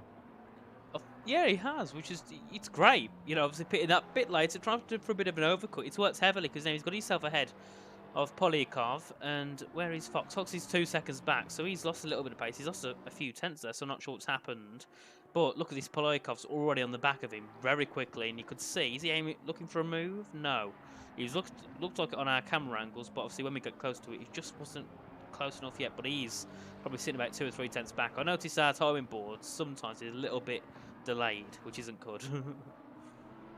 Yeah, the thing with ACC is that, oh wow, that's big contact. They both go sliding through, and Polyakov sent sideways. They both point the right way, and nice touch there from the F1 Memes team just to allow their rivals back through. Fingers crossed we haven't got any damage involved, but now what we have got is that McLaren very slidey, a little bit shaken, and now Fox is going to be eyeing up a move. Pulls out to the left-hand side going into the final corner. No moves through as of yet for the Team 1.FF. However, Polyakov, it looked like he was settled in and was pushing for that position. Desperation creeping in now, though, and that is the last thing you need this early in an endurance race. Yeah, definitely, and obviously we still got just over 2 hours to go, so we're nearly a third of the way in. And that is a Rybakov, a drive-through penalty. Oh, that is not good at all. That for, I wonder, maybe speeding in the pit lane. We're now getting it updated, I think, on our steward sheet. So we'll update you obviously with the cause of that if/when we can. But that was Rybakov, and that was one of the Armamentario teams that were running quite nicely inside the top 4, and now that's been dropped down ever so slightly with a drive-through. Yeah, I'm trying to have a look on the screen, but I can't see anything just yet on the incident being typed sheet. in, I think. Yeah, so it'll update us shortly, so we will be able to let you know what that drive-through is for, but I think it should be for something like speeding. It wouldn't have been due to an incident, because I don't think that car notice it's got involved in anything, did it? I'm not sure. Obviously, when it comes to speeding, it's usually a stop-go 30 that you get. When it comes to track limits, though, you get 1, 2, 3, don't do it again. On the 4th, you then get a drive-through. So it might well be for track limits. We'll wait, obviously, and when we have more information, we'll update you. I can also see some decisions being made between the incident between Rafael Malho and Polyakov in that little bit of a tussle that we saw a couple of moments ago. Enribia into the pit lane as well from what was 3rd place on track. Will now probably split themselves back out, maybe in the region of 10th, 11th or so. Lewis Zelch into the wheel of the Team Shazoo GT Mega Machine. And of course, they were the ones fighting in 2nd place. Will promote themselves into 2nd, I think, after Enribia's pit stop funnels itself out. What they have got is Wilson now right behind them. So it seems a couple of variations in terms of the pit length in total has meant that the fights have either dispersed or gotten a lot closer together like this one. Yep, so obviously now the top 3 is the same, but obviously we've got 3 different drivers. That can change it drastically. Obviously we've got Panfirov in the 1-2-1, Lewis Selch in the 2-1-1, and then obviously we got Dawson Wilson in the 67. If these, we've also got Julian Fox with the drive-through penalty. So clearly deemed to be at fault for the incident with Polyakov. We didn't quite get a good look at it, but maybe it was the case that Fox moved. Actually, no, because it wasn't Fox that was involved in it at all, was it? No, it was Malho. Yeah. Well, that's an interesting track limits one. Again, maybe.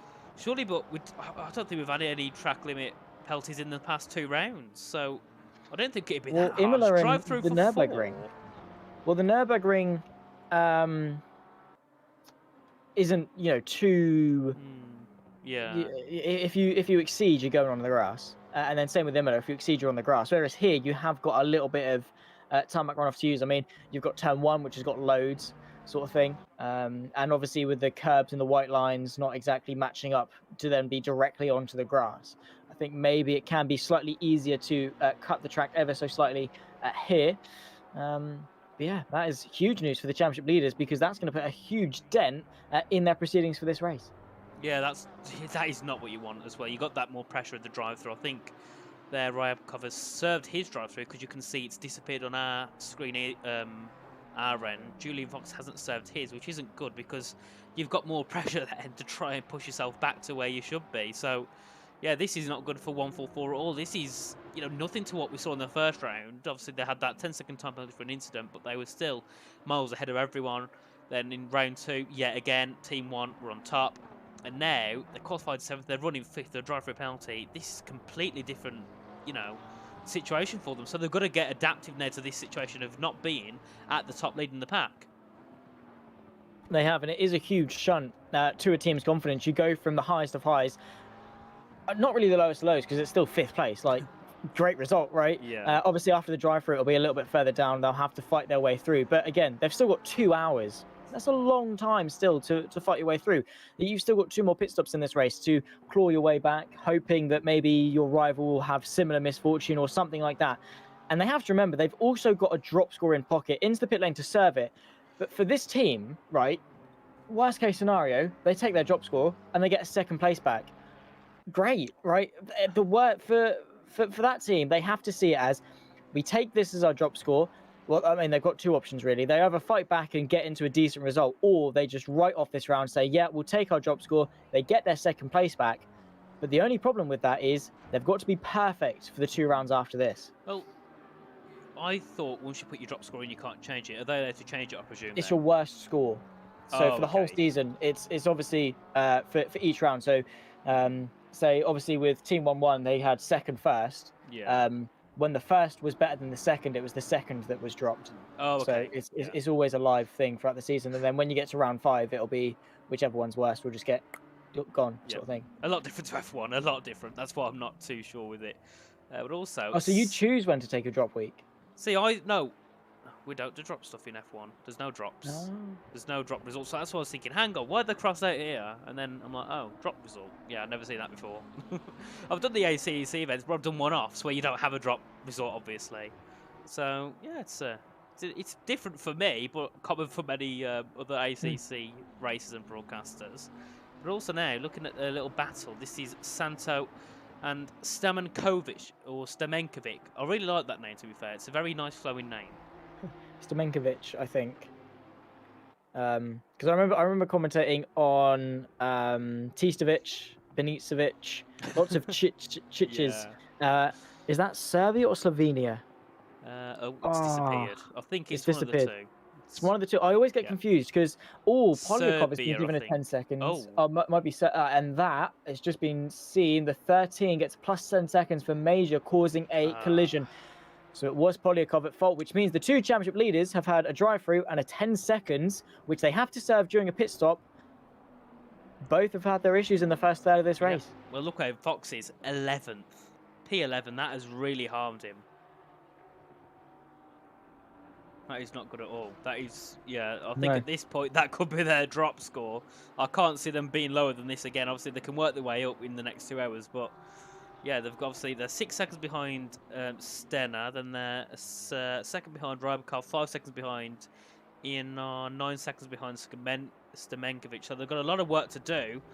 Is it possible? Yes, but is the pressure on? Definitely.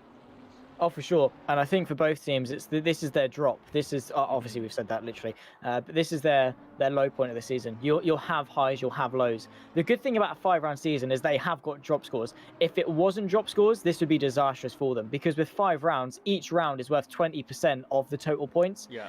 Which means if you have a bad week, you're probably done. In terms of a championship fight, so it rewards consistency. But I like the drop week because it gives the revival of a championship campaign. And it has dramatic moments like this one between Polyakov, Fox, the 144, and the 13 F1 memes, obviously, and then the 144 as well. So, yeah, huge news, it must be said, in the championship. And it's only been in the first third of this race, which just tells me what are we in store for the next 2 hours.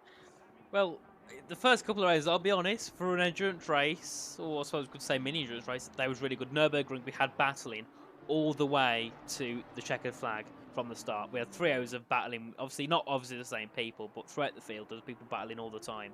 Imola, a bit more dull, but that's the nature of the track. It's, the track doesn't promote as much side-by-side action as it does in Nürburgring. Here, completely different to the two. I'd say it's more closer to Nürburgring if you had to choose one. But I think with the track being a bit more wider, it is a bit more open for a bit more racing.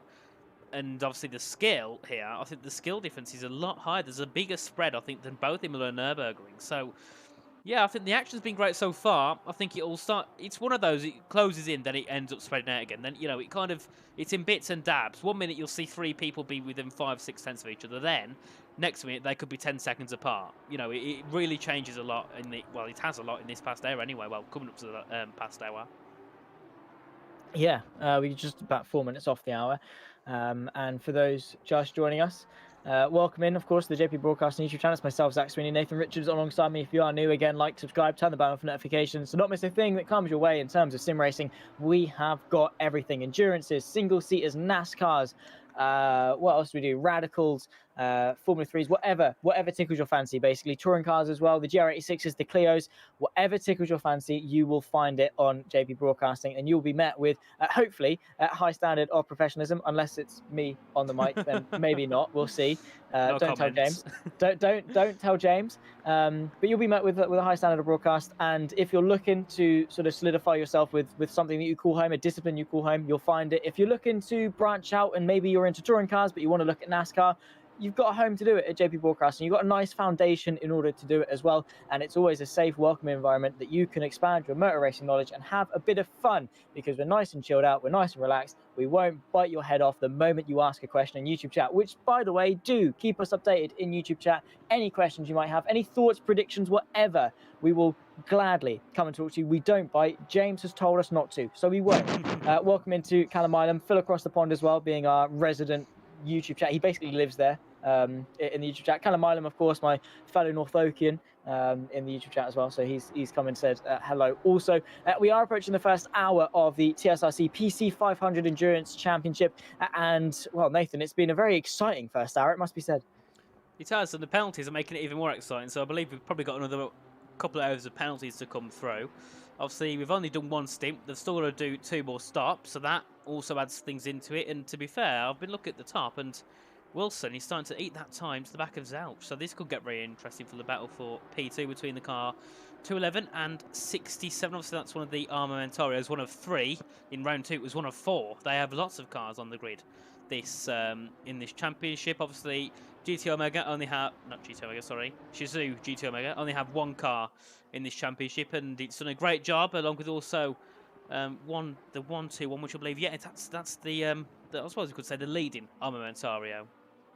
So you'll have, I think we've got Armamentario Torpedo Attack, which is the number 67, then we've got Armamentario 96 and Armamentario 121. So they haven't got many different names, so sometimes it's hard to tell which one's which, but we try and go along with it, and I think we've done a good job so far.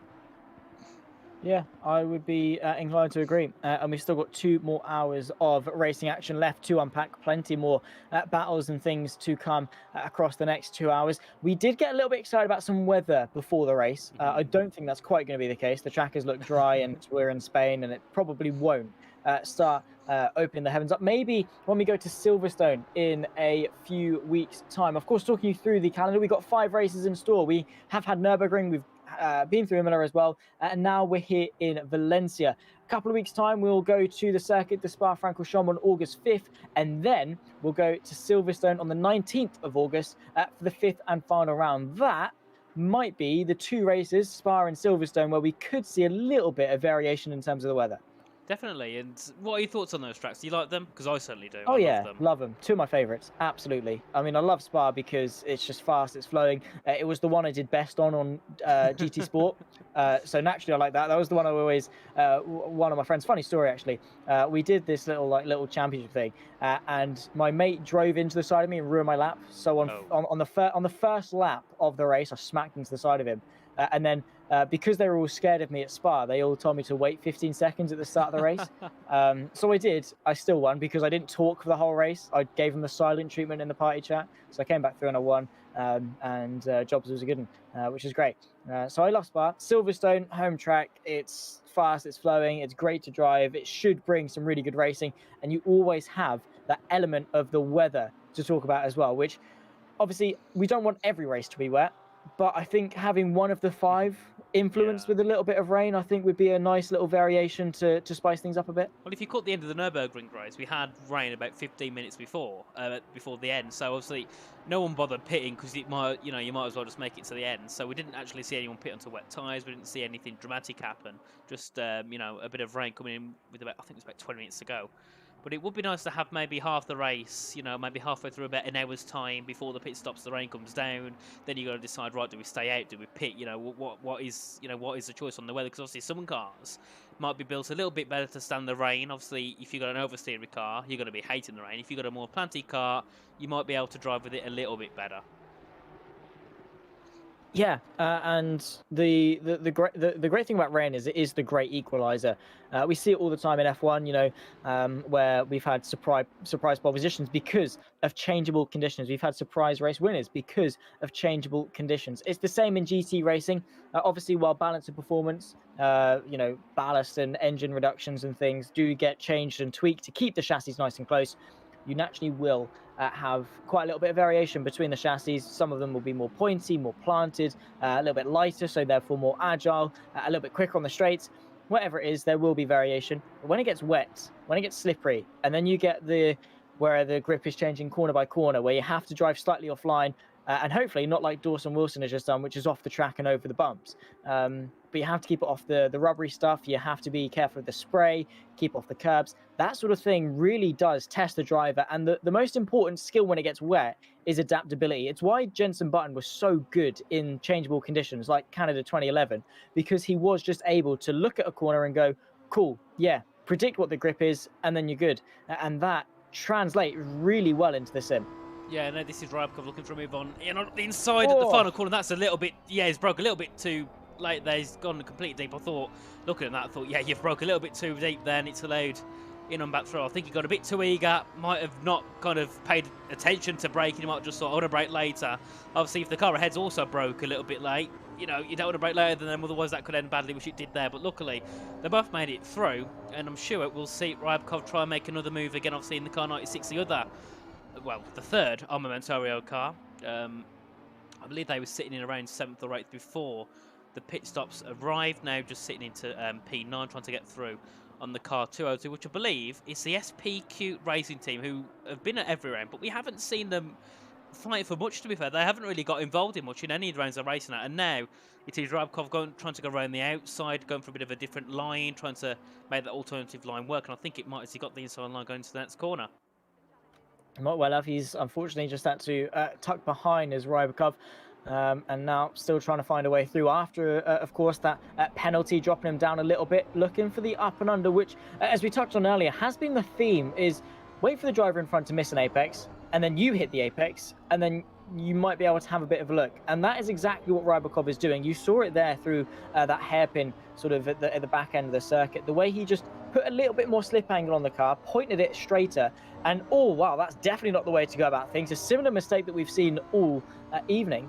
And I think you even said that right-hander there is a very, very tricky one to get right. It is. It's one of those weird ones. You have to take it fast, but it comes at you very quickly. I don't know how to describe it, but it's like, right, you dab on the brakes, ride the car in, but when I try that, you go a little bit too deep. Other times, you can make yourself through there quite nicely. So it's a very weird corner, and I think, obviously, with that curb being quite bouncy as well, we've seen many cars jump over there. If you've got a car that bounces, you are not going to like that curb at all. So hence why, maybe in real life, they might stay away from the curb a little bit more.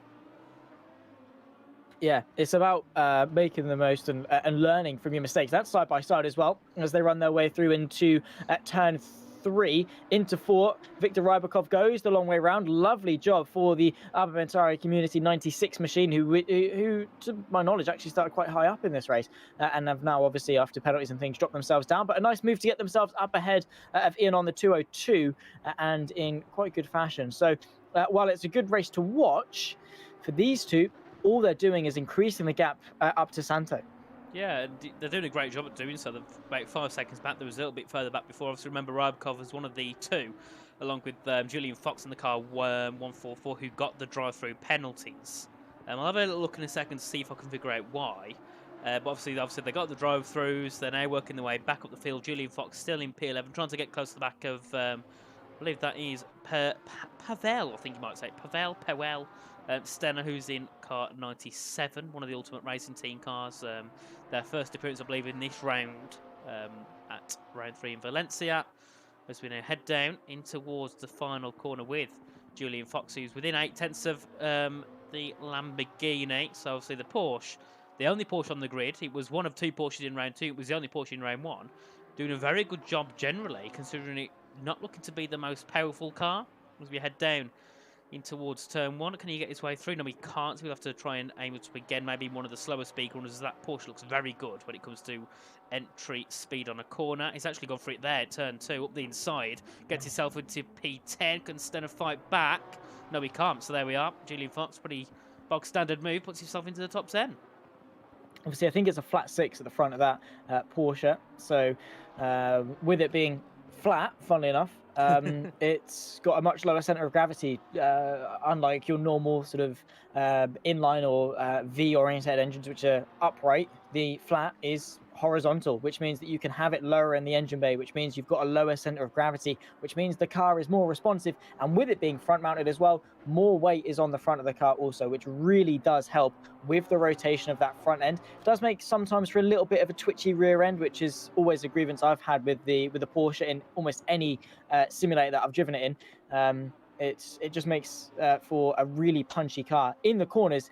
Unfortunately, the power output isn't quite as good relative to maybe the Lamborghini. I know is actually quite nippy in a straight line, but it can make it up in the corners if you can drive it. That comes back to what I was saying earlier about getting the most out of the car you're driving, because it's all good at being quickest in the corners.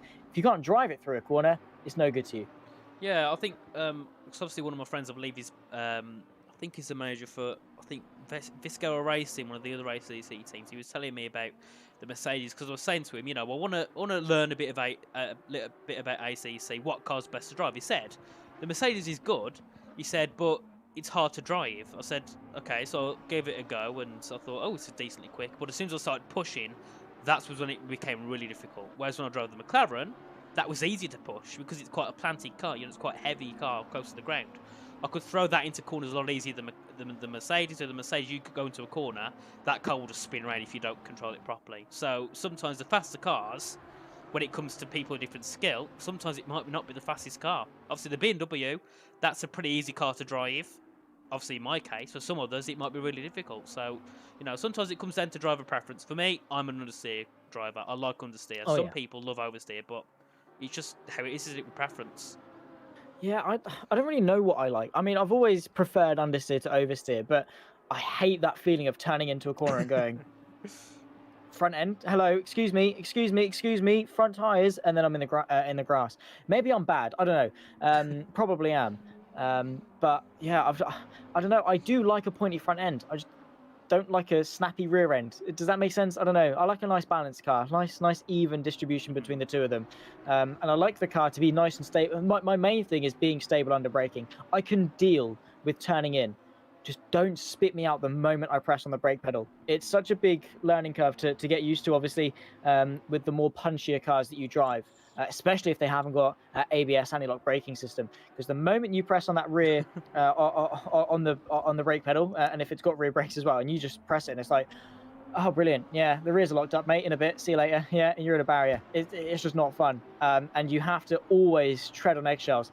And when you're on eggshells in a race car, you are not driving to your limit. You're always consciously doing something with the car. You're never, ever 100% in sync with the machine, because you're always worried it's going to spit you out. You're never able to trust it, because you're always thinking, all right, I've got to start braking in a straight line. I've got to put 40% brake pressure down, and then I've got to very gradually ease the car off. You want a car you can get into, do 5 laps, and then you're in autopilot. Oh yeah, for sure. I think for me that would work with the Formula One car. Obviously, I've played the Formula One games a lot, and for me, I can get into one of those cars, even though they have no ABS. I can break in those cars. But with these GT3 cars, if they've got no ABS, I struggle a lot. You know, there's a difference of car. Obviously, F1 cars in a straight line are a lot quicker, in the corners are a lot quicker. Hence why sometimes, because of they're being lighter and quicker, going into a corner, you can lose the rear a lot easier. You can struggle on traction a lot easier in those cars. So. Yeah, for some people, driving a GT3 car might be easy because it's slower and you've got more time to react and stuff. Whereas for some other people, they want to drive an F1 car. They want to be going, 150 miles an hour into a corner. With these cars, that is very difficult to do.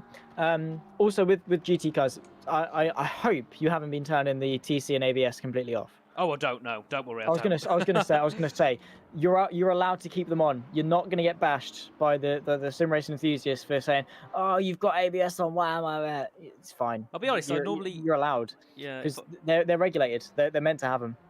Well, if I get normally I'll get a setup and I'll normally bunch up the traction and ABS by 1 or 2 to make it a bit easier to drive. Yeah. But still, the braking in these cars, it's easier. But one thing I've noticed is sometimes it seems like when you brake and then try and turn in, the car does not turn and you just go straight on. So some corners, you can brake at 100 metres. The next time I'll try and brake at 100 metres, I'll turn in earlier and I'll go, and that's a massive slide. That is Rafael Malho for Simply Race Esports, the number 3 machine, having a huge off at the most mistake-prone corner on the circuit. Oh, don't rejoin there. That was scary. Oh, my goodness me. Probably one of the most mistake-prone corners of the race so far. He's going to tumble down to 7th place and be incredibly frustrated. Once again, Nathan, it's over the bumps, onto the curb, and the car just says, "Nah, mate, not for me." Yeah, well, if you lose 2 tenths there, I would risk not going onto that curb. I would stay off it, because that curb has killed nearly everybody so far that has tried to go over it, from what we've seen. Remember, we don't see every car go through in turn 12, so if we've seen, I'll probably say a good 30-40% of people jump over it, there's probably a lot more result off camera that have done that. So yeah, it's a horrible corner. I do not like it at all. I've drove it. I can never get it perfectly right. Yeah, that's the one reason why I probably wouldn't drive around here, just for the sake of that corner. And to be fair, this track, it is difficult to drive. Obviously, most tracks, I can do a few laps and I'll start to learn the braking points, start to learn the turning points. With here, it took me quite a lot longer to get used to it. Yeah, and sometimes you just click at some tracks, and other times it's just like, where do I go? What do I do? Oh, brilliant! Yeah, fantastic. And that again is, I think that's more down to the human element of things, because while it's very easy for us as viewers, us as commentators, you guys as viewers, of course, to look at these guys and think, oh yeah, Rafael Malho. You have no idea who that is. That's a name on a screen. He's driving a pretend race car at a pretend racetrack in pretend Spain. You have no idea who it is. Behind that is a person sat on a sim rig, turning his steering wheel, pressing his pedals. It's a human being. It's not a name on a screen. And you have to link that human element into things. As we say with the mental side of things, it's not a robot. It's not a name on a screen. While to us it is, yes. But he's still got... Yeah, he's still a human. He's still got those emotions. He's still... no matter how good you are still going to be prone to those mistakes. You are still going to prefer other tracks to others. You are still going to make small mistakes because you are human. And that's something that I think a lot of people forget to empathize with, is the fact that these guys, no matter how good they are, will still have preferences, will still be stronger, will still have weaknesses, will still make mistakes. And yeah, I think a circuit like Valencia is a very big a testament to that. I've had people in other race series, we've gone to Long Beach, we've gone to Bathurst, people have taken their week off and just gone, nah, not doing it. No, not for me. Because fair enough, they're difficult circuits. Yeah, Bathurst is one I agree with. I would not, I can't stand it. It's a nice track to drive. It's lovely to when you get a clean lap, but when it's, for me, about 1 out of every 30 laps are actually clean, yeah, it's especially that downhill chicane. Oh, it's satisfying when you get it right, but when you get it right hardly all the time, it is horrible and it is painful. So yeah, I remember my friend asking me the once, oh yeah, do you want to do a, because we did a 4-hour at Kyalami, he said to me, oh, do you want to do a 12-hour at Bathurst? I said, yeah, no thank you at all. Fun fact about 12 hours at Bathurst, I know you've been speaking to Lewis McGlade. Do you want to know his biggest achievement that he's ever gotten? What? He did the 12 hours of Bathurst on iRacing. He was one of only... Yeah. He was only one of 2 teams across all the splits to get a 0x. Do you know what the other team was? What? It was Max Verstappen's team. You joking? He's going to take that to his grave. Obviously, they weren't in the same race. Max Verstappen was doing split 1, whatever. Lewis was probably in, split 7, 8, whatever it was. But he was one of only 2 to get a 0x for the entire race. And every time we talk about Bathurst, that's something I pick him up on. And in all fairness, he even admitted that he touched the barrier at some point and probably should have gotten a 2x for it, but he didn't. So yeah, Lewis McGlade loves Bathurst. I like Bathurst. I think it provides good racing. It does, but it's horrible to drive. And I'll message Lewis about that afterwards. Actually, I'll bring it up to him later. So I told him I was working with you, and he said some good things. I see, that worries me. I even messaged him about it. I screenshot the message. I was like, "What have you said?" He was like, "None of your business." I was like, "Lewis, what have you said?" He was like, "None of your business, mate." And then he smiled, and I was like, "Oh, brilliant." I don't know. It worries me. I know he does really well by me. He's a lovely person. He was the one that has brought me through the ranks. I messaged him when I was just starting out. I was like, "Hi, Lewis. I'm Zach Sweeney, and I like commentating. Can you help me?" And back then, oh my goodness me, you should have seen the clips I sent him. What that man saw in me, I do not know. But I'm very glad he did, because he took me to FSR. He said, "Cam, let's let him have a go." And I was like, "All right, cool. This is fun." It's dreadful. I was so nervous. And then working my way through, and I was like, I'm getting better at this. And then me and Lewis got closer. I got hooked up with some of his mates, Cam, Roger, Ewan O'Leary, etc., etc. We then get quite close with him as well. And yeah, now he's getting me some good gigs, which I'm quite grateful of, which is great. So thanks, Lewis. Really appreciate it, mate. You've made my career. Thank you very much. So yeah, lovely guy. Yeah, fantastic commentator as well. Yeah, oh, he is, for definitely. And this is Julian Fox now looking to get a move on the car 202. Can't get through yet. Can he try and make something work then into turn 2? No, not close enough. So you can see, he went for it then. Late move, and he had to back off heavily. Otherwise, he would have took out the Lamborghinis. We head through now into towards the end of this first set. You can see the Porsche, it seems very planted. It just seems like it could just turn the car in, keep it flat, whereas you could see the Lamborghini a bit swervy. So, yeah, this Porsche, considering there's only one on the grid, and considering it doesn't seem like the most favoured car, I think, personally, the car looks great. The car sounds great. The livery is great. I think probably my favourite car on the grid is this Porsche, along with probably the McLaren as well of Polyakov. So the two cars that only have one on the grid are my favourites. Oh, yeah. I think with the Lamborghini, obviously, it's such a weird thing to think about, but the Lamborghini has a rear-mounted V10.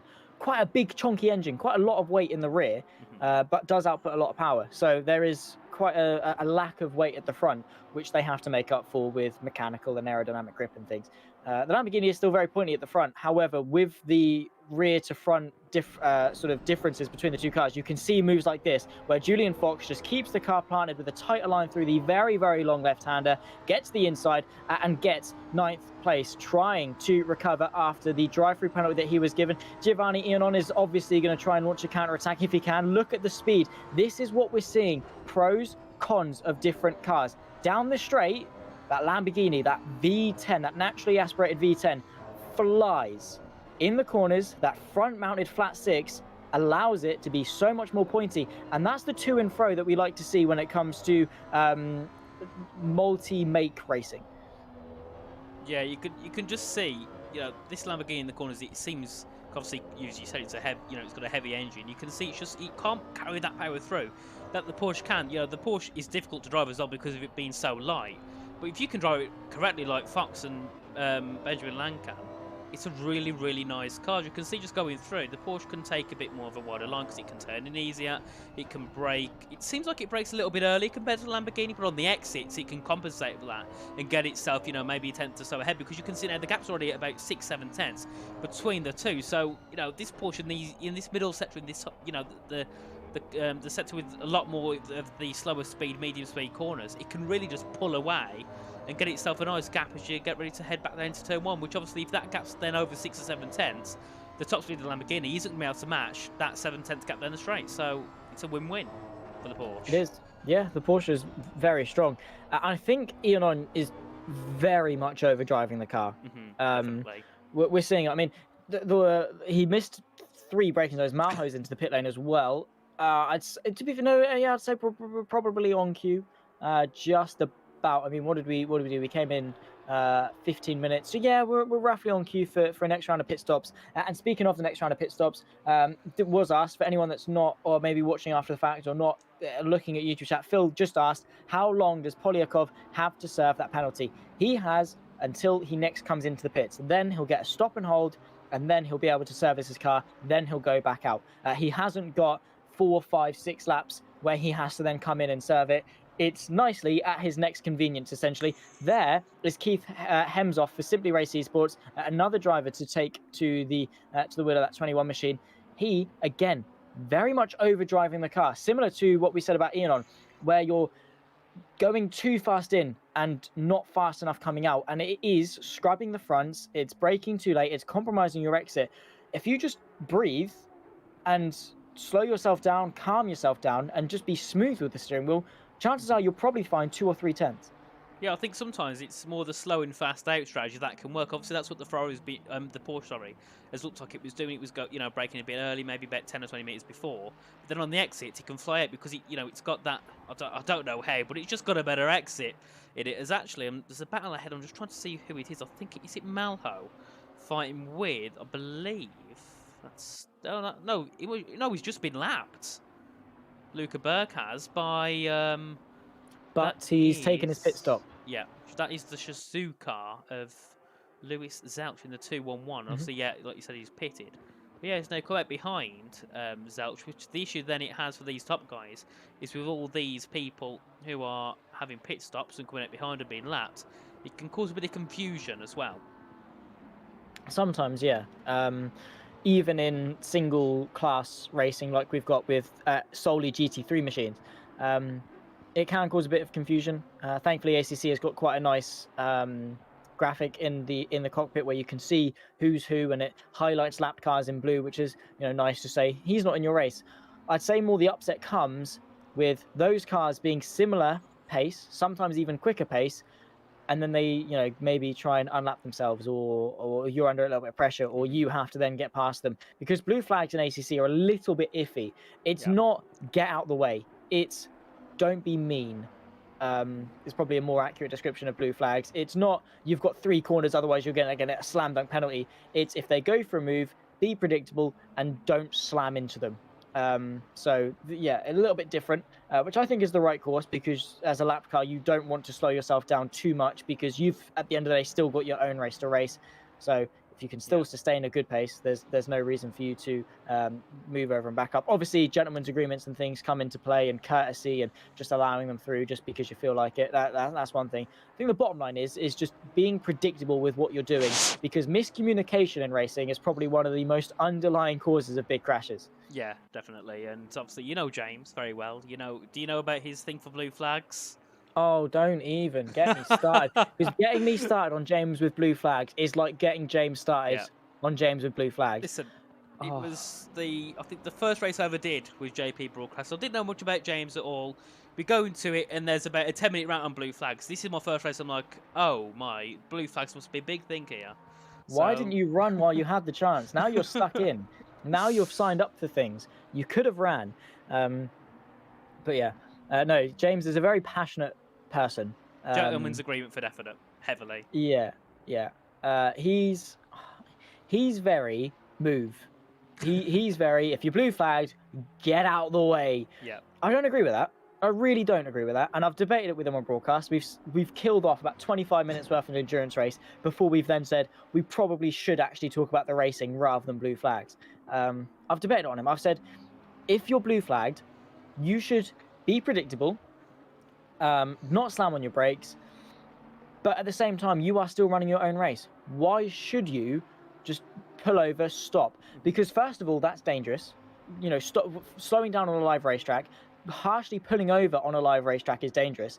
It's always been the overtaking car's responsibility to lap safely. That doesn't matter if it's an LMP1 on a GT3. That doesn't matter if it's a LMP2 on a GT3. It doesn't matter if it's a GT3 on a GT3. If you are the car behind, if you're the one doing the lapping, you are responsible for getting it done safely. The only job the lapped car has is to not brake check them, not to swerve across the line, not to be a bumhole, basically, when it comes to being lapped, in probably the most crude way that you can put it.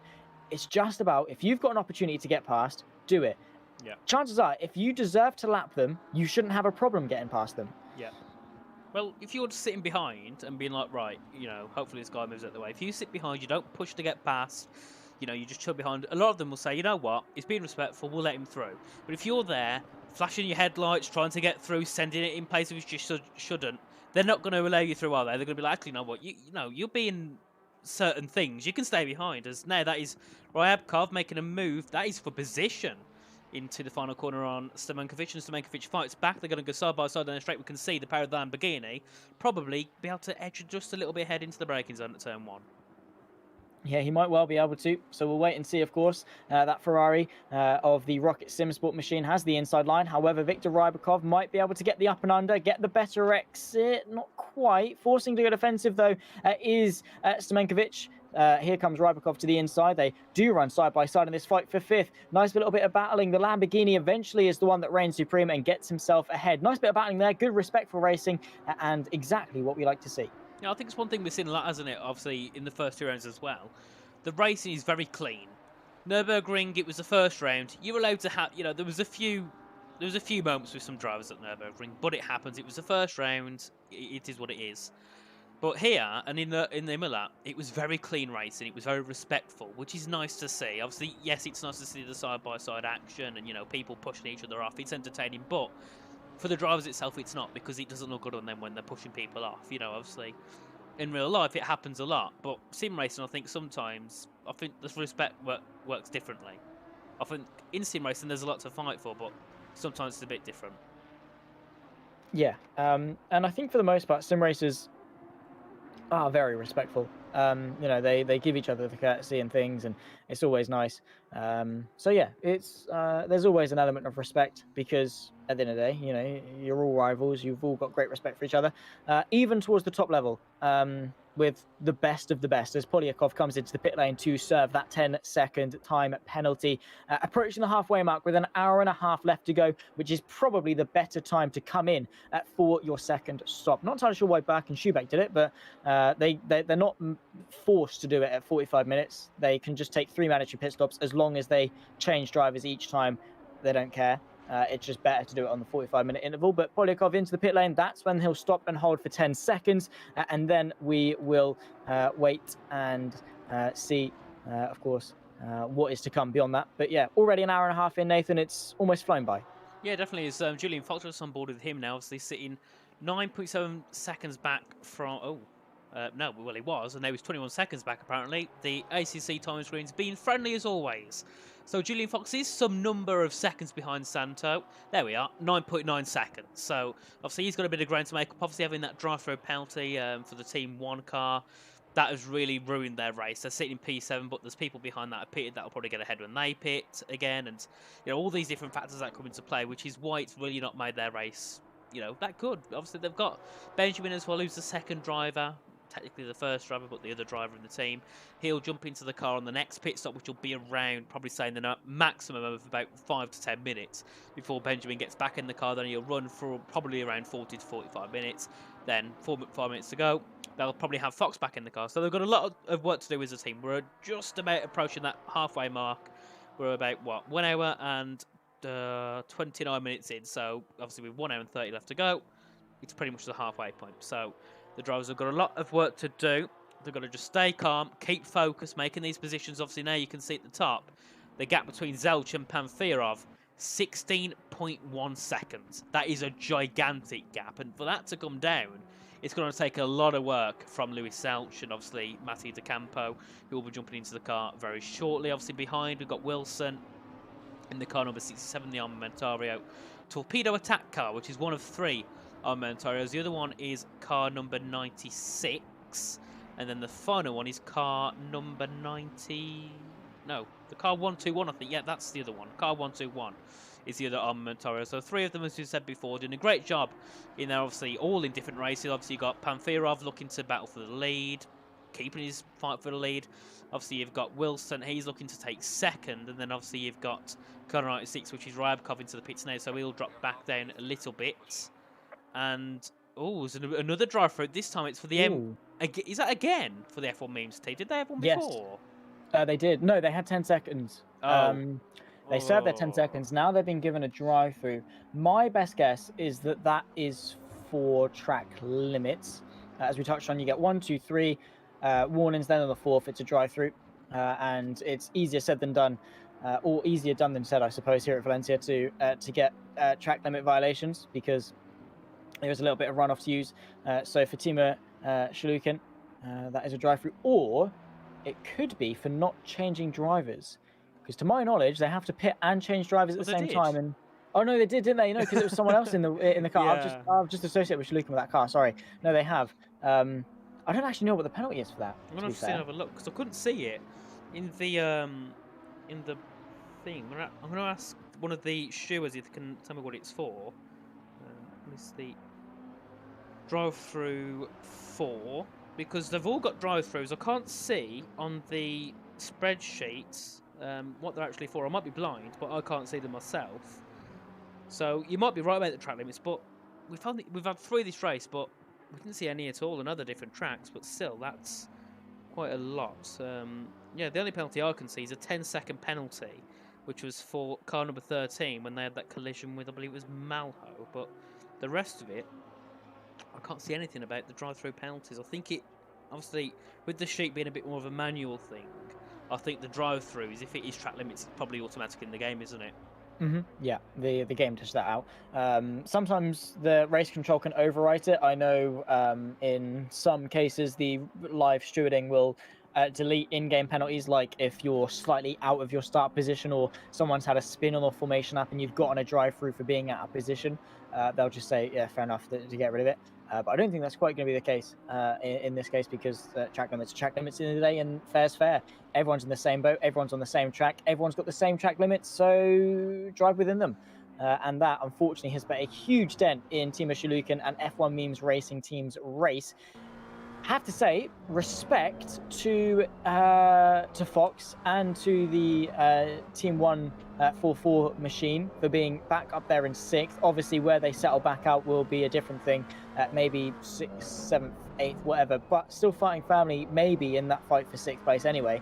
And considering where they were sort of this time about an hour ago, they've done a good job of fighting their way back into decent contention. Probably not where they want to be, as that's the tap, and that, oh my word, Shalukin, it's just gone from bad to worse. It's salt in the wound for that team. And I think that could be another penalty in the board for them, which wouldn't be good. They've had, a 10-second, possibly a penalty for that incident if it goes to the stewards, and also that drive-through. Yeah, that hasn't helped them at all, has it, throughout this race? They're having a really poor race just on that basis, along with, obviously, Julian Fox. He's in the pit lane now, so we'll be able to see shortly if he comes out ahead or behind Shalukin, obviously in the car number 13, drawing on points at 85 with the car 144. Both of them not even in the top 5. I think they're even going to both struggle to be in the top 10 at this rate with all these penalties that are flying in. Obviously now, the leaders are the car 121. Just looking at the standings quickly, and the car 121 is currently sitting 8th in the standings on 64 points. And obviously with a P16 in last race, a P1 today would really help them in their charge. And also, Shizou, they're sitting in the 4th in the championship, so they're also going to get some really good points as well from this race if they can finish in 2nd. So there's lots to play for, definitely, in this race. Oh yeah, completely. I think Team Shizou GT Omega are probably going to be the biggest gainers of today. I mean, obviously that 1-2-1, great. They've got a race win, a 6th and a 1st. Definitely going to be some good points going their way. However, with Team Shizou GT Omega having what would essentially be a 3rd and a 2nd, with their 5th place being dropped. That's the thing about Team Shizou GT Omega, that 211, is the fact that they might not win a race this season, but I would not count them out of being the champions. They're so good at just being there, being in the top 5, being in the top 3, being there every single race, week in, week out. They will deliver. And I think they probably will, without job scores, be able to take the championship lead today. And well, Louis Zelch coming into the pit lane for said team. Same too with Panfrorov for the 1-2-1. Also Ryan Ridrow for Rocket Simsport also exiting the pit lane. Now they all only have one more stop left to make. Yeah, I honestly think do not count out Team Suzuki GT Omega. Oh, definitely not. No, they're good. They are a great team, and they've done great. They've been consistent. The only reason they lost their podium back in Imola was due to the incident they had. I think it might have been. I have a feeling it was Ryabkov. I don't know why, but that name just rings a bell when I think of their incident. It was Toaster down at turn 8. They got tapped in the rear, spun them round. They finished 6th. The car ahead got a penalty. They ended up in the top 5. And then Rubia, the 3-4-3 have now got themselves also a drive-through penalty. So these track limits are really harming the drivers, aren't they? They are. And, well, again, all I can say to that is drive better. As honestly, as ruthless as it is, it's just what you got to do. If you're slow, just go faster. Simple as. But yeah, you've got the track, you've got the white lines, you can see where it is. Just stay within it. I mean, obviously, yeah, we all have that one moment, but if you're doing it lap after lap to the point where you get a drive through, it is your own fault, essentially. Everyone's in the same boat. You're pushing the limits too much, you're driving outside what the car's capable of, and you're driving outside of the track. You deserve that drive through. It's slam dunk. However, with me, oh wow, that is Sava and Rubia very, very close to the rear end of taking out Luca back there.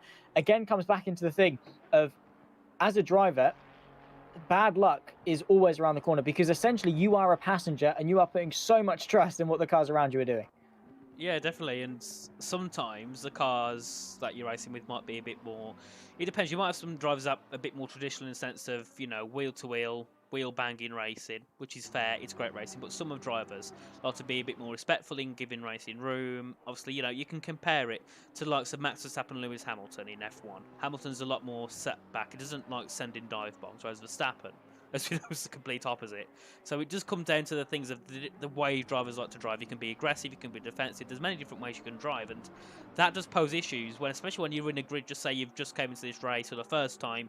You don't know anyone in the grid. You don't know what the driver ahead's going to be battling like. You don't know what the driver behind is going to battle you like. So you've got to, you know, sometimes it takes a bit of time to learn the grid. Learn the grid that you're racing with. Which is why probably in the Nürburgring we saw so many issues, because drivers are trying to figure out, right, this person, he ain't going to give me space, that person will. So, you know, you've got to try and learn the personalities of the different teams of drivers that are on the grid, and also with the different cars as well. I think so, yeah. 5 seconds for Shalukin. I would assume that is for smacking into the back of the Lamborghini. Yeah. Now. So that's 15 plus a drive-through for Shalukin. Yeah, and it's been deemed as a bump pass, which is fair enough. You bumped him and you passed him. Simple as. Yeah, basically. I think maybe if he didn't overtake, wouldn't have got the penalty. But because he took the position, slam dunk 5 seconds. Has he gained 5 seconds from overtaking? No, he hasn't. So why do it? Exactly. You gain nothing, but you only lose. You gain nothing from it. So there's no point in doing it. But it happened. It's over with now. He's got to serve the penalty. There's no point in moaning about it, because it's, you know, it's there. It's gonna happen either way. So just get your head back down. Be like, right, you know, we're gonna lose 5 seconds on our next pit stop. So then the other driver, which I believe, who's it now? Was it Ryabkov? It was, wasn't it? Who's in that other car in the 13? No, it's Polyakov, sorry. So Polyakov, obviously, when he gets back into the car, he knows, right, we've got to make that 5 seconds back to 0 again. You know, he's going to have a lot of work to do, but he's a quick driver. He can do it. I think, to be fair, from what I've seen so far, I think Polyakov has been a better driver than Chalukin.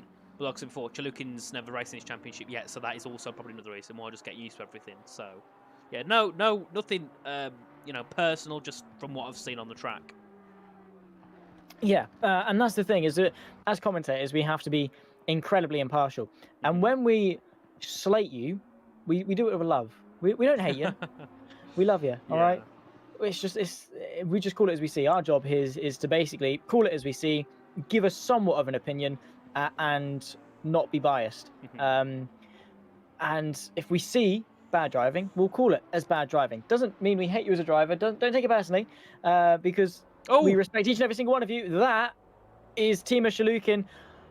Can they catch a break? Can F1 memes catch a break? Because at the moment they need to change their their name to being the meme of GT3s at this point. Forget F1. So the GT3 meme is what they are, and that is so unfortunate. 10 seconds drive through, 5 seconds a spin. Shalukin, and that's what I mean. We will call that as bad driving because they're driving bad in this race. But we say it because it's the least thing. It's the last thing we expect from a team of that caliber. Yeah, they should be at the top. They shouldn't be sitting in 11th. They shouldn't be spinning around. And it was weird because it looked like he spun before the entrance to turn 12. It's a weird place to spin. It could have been on the entry, but to me it looked like he was already halfway around by the time he got to the entry of the corner. So mistakes been made. I'm sure now the team are probably saying, right, you know, it's happened. Put your head down. We can talk about it after the race. Don't worry about it now. It's happened. Get on with it. That's the best thing to do. You know, be straight and simple with them. Don't sit there speaking for about half an hour. Oh, I should have done this differently. Oh, it's a shame. We're going to be last. You know, get rid of that. Cut it all. Just go, you know, just focus on the actual race. You've got an hour and 90 minutes to go. You can make up that 6 seconds you lost in the spin. You know, give or take a couple of seconds. You can make it up just by being consistent, which Shalukin has been quick, but he's not been reliable, which is something he's going to have to work on, definitely, if he's going to race in Spa and Silverstone, which, yet again, Spa is a horrible track if you're not consistent, and you can make mistakes easily. If you are F1 memes, if you are Shalukin and co, how do you recover from this? Because obviously this is the low point of the season. This is their true test to see how they can rise from the ashes. How do they do that? Because surely your confidence as a driver is completely shattered. This race, you are driving purely on frustration. You want to give up. Going forward for the final 2 rounds of the championship, you want to be in that top 3. You want to qualify for the Grand Finals. How do you get yourself back into winning form? Well, I think, the easy answer would be drive better. But easy, sorted. Just push and pull the pedals better. But in details, they've got to think right. Shalukin's made mistakes. He's obviously caused that collision with the penalty for 5 seconds. He's made many mistakes that have been minor. He's obviously, I think he also had a bit of a tap with one of the drivers when he was up in the top, and he's also obviously got that drive through, and he had that spin. That is a lot in 2 hours. So do they think, right, Shalukin, maybe in Spa, we don't take you in, we'll take someone else. Not to be mean, but it's the team, they want to focus on the team more than the driver. If Shalukin's not performing like he should, which obviously he isn't at the moment, do they change their lineup, or do they say, right, you know what? You have 2 weeks till the next race, so we want you to practice more and more. Before the race, we'll see how you are. You know, I don't know, but I think at this point, Shalukin is one of the reasons why they're not at the top. And that's not due to pace, it's just due to mistakes. Wow. I know it's brutal, and I don't mean it in a harmful way, so if everyone means a washing, you know, I'm not saying this in a mean way, but the team have got to think of the team more than the driver. I think that's how it comes down to it. Right, Nathan Richards, ladies and gentlemen, comes into GT3 racing with a pistol in his back pocket. Bang, bang, bang. Shalukin is the first victim. Wow. Right. That's harsh. I'd say, yeah, I agree with you. I'll be honest. I mean, at least this race, right? Yeah. And as a team, you are only as strong as your weakest link, because it's endurance racing, because it's a team sport. If everyone on the team is not in sync, it will not work. You are all cogs in a machine. And if you're not on the pace, then yeah, for sure. With it being such a short championship, I probably wouldn't say swapping Shalukin out. I would say get him to practice more, get him away from the sim for a couple of days. Go make him a cup of tea. I don't know, whatever he wants to do. He needs to leave today. He needs to get out of the sim rig. He needs to go read a book. Go play Roblox. I don't care. do something else, right? Just don't do sim racing. Come back a few days later, get in the sim rig, breathe a sigh of relief, practice, go again, and reset. Because Shalukin, very obviously, is frustrated, is not driving to the best of his ability, not driving rationally, not being patient, and is making too many mistakes. And as F1 Memes Racing Team, as being race winners in this championship, that is the last thing they need. So they need him to go away, come back. Because if they swap Shalukin in, the new driver will use 1 round to get up to speed, and then that's already a round wasted. And then the final round, the one that really counts, maybe, sure, they'll do all right, but they won't do as well as they could. It's a season-long process. So I think keeping Shalukin would definitely be the better option, no matter what. He just needs to go, as I say, go away, reset, come back, and be better. And we say be better. It reminds me of something my friend, when he ran a car track in Saudi Arabia for the Grand Prix, and he witnessed an interview with Fernando Alonso, and he was talking to these young Saudi Arabian children who were all asking him, Fernando Alonso, my hero. Obviously, they were speaking Arabic. I can't speak Arabic. Fernando Alonso, my hero. Blah blah blah. How do I get better? Fernando Alonso perfectly said, drive faster or get your dad to buy you a quicker engine. I love that. That was great. Is that what he said? That's what my friend said. He said, yeah. He come back and he was like, yeah, that's what Fernando Alonso said. The thing is, though, is that poor kid was probably being like, never give up, follow your dreams, yeah, be awesome. And Fernando Alonso comes in and says, yeah, just buy a better engine. Well, he's not wrong. Shatter the kid's dreams. If your dad's not rich, mate, you got no chance. Well, if you're in Saudi Arabia, you probably are rich because it's a very rich country. You're probably all right. If your dad's from Saudi Arabia, you might be all right. As if you're like me from the middle of Birmingham, you're not in that comfortable position. No, same. Yeah, Norfolk is not the richest place. And then again, Martin Brundle and George Russell from King's Lynn. So, are they? Yeah. So maybe it's just me.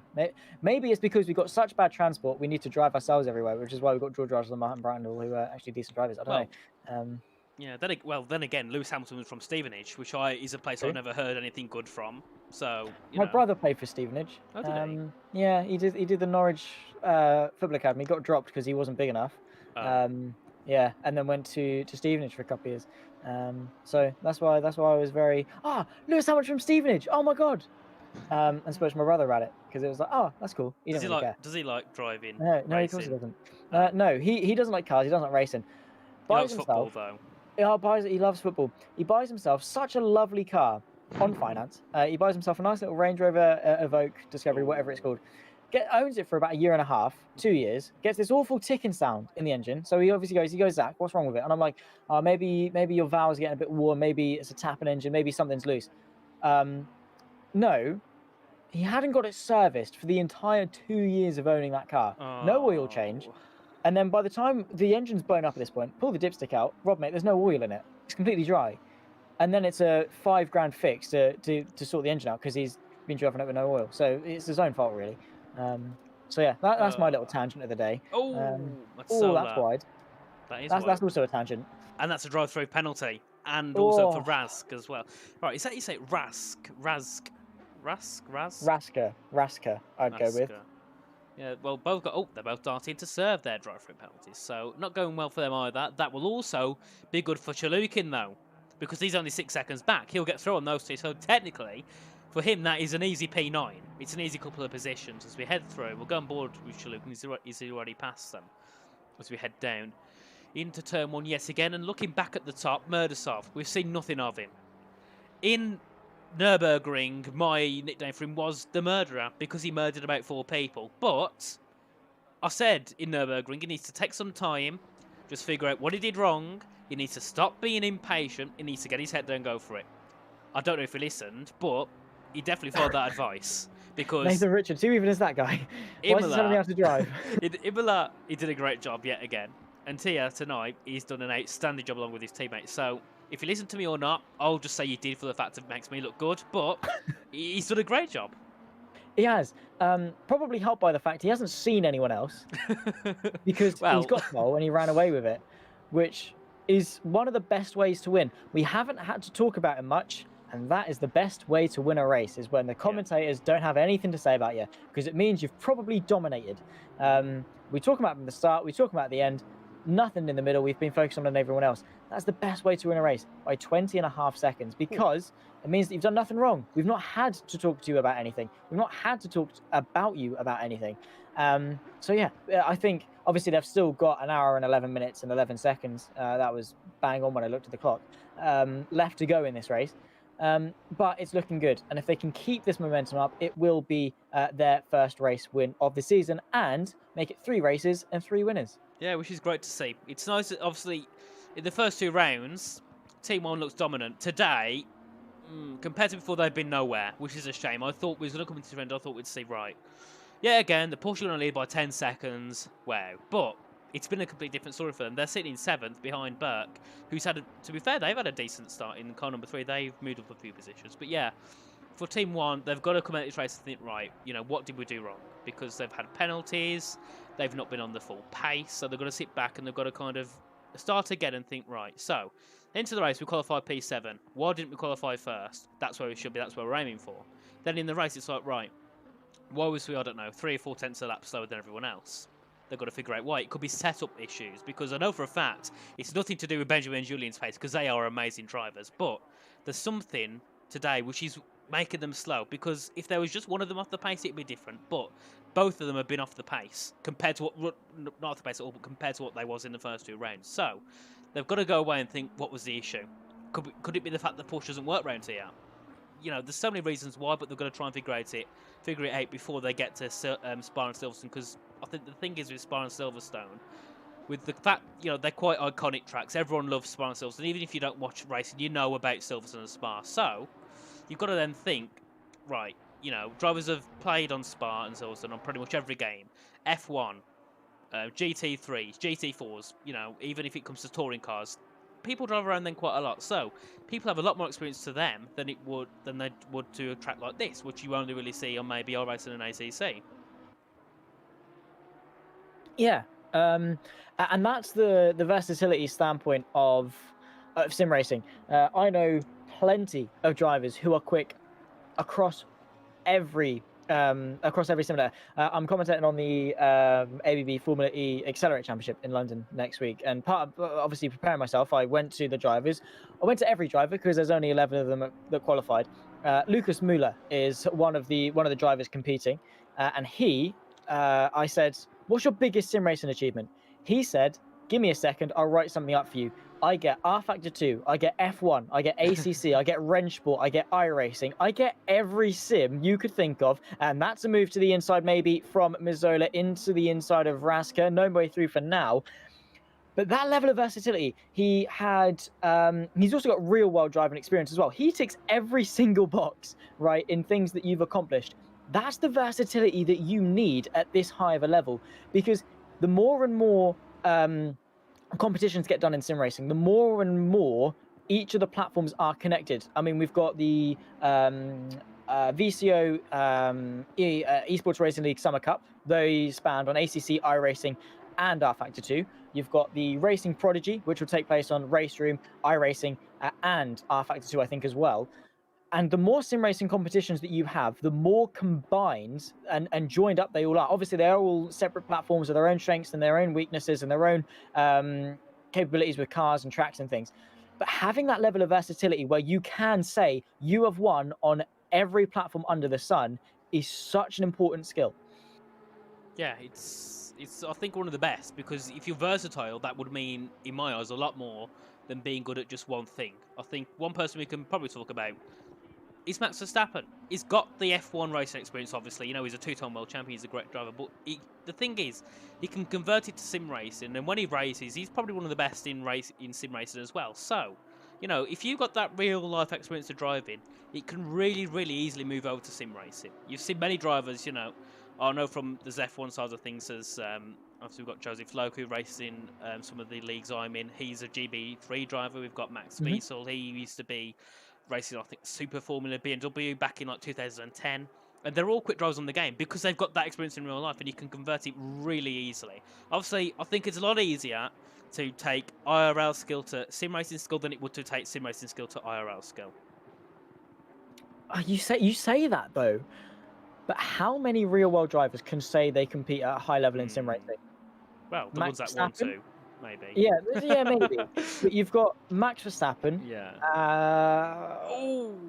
That's sideways from Simone Mazzola. Alex Dunn, to an extent, as you say, Joseph Loke. Alex Dunn, obviously, is the reigning British Formula 4 champion, for those that don't know him. Luke Browning does quite a bit of sim racing. He races in FIA Formula 3, was a GB3 champion as well. You've also got Nick Taylor, I think, does quite a bit of sim racing, GB4 champion. So yeah, there are quite a few. The vast majority of them, when they go from real world to sim, it's a big change, because when you go from sim to real world, you've got the fundamentals, you're pushing pedals, you're turning a steering wheel, but you gain feeling through G-force. When you go from the other way, when you go from real world to sim, you lose that feeling. So I think it is actually a bigger adjustment going from the real world into the sim. Yeah, I can see. You're losing. Yeah, I can see what you mean. Yeah, you don't have that. I suppose the simulation of the driving's there, but the simulation of the conditions might not be. The conditions that you drive in, obviously, I suppose racing, it's definitely a lot on your physical health. You need to be very physically fit to do well in racing because it takes a lot, especially with all the forces and, obviously, I'm sure it takes a lot to turn these wheels at 100 miles an hour. So yeah, I can see what you mean with that, and I know for a fact it'd be quite hard for me to adjust to IRL for the simple fact I race on a Logitech G920.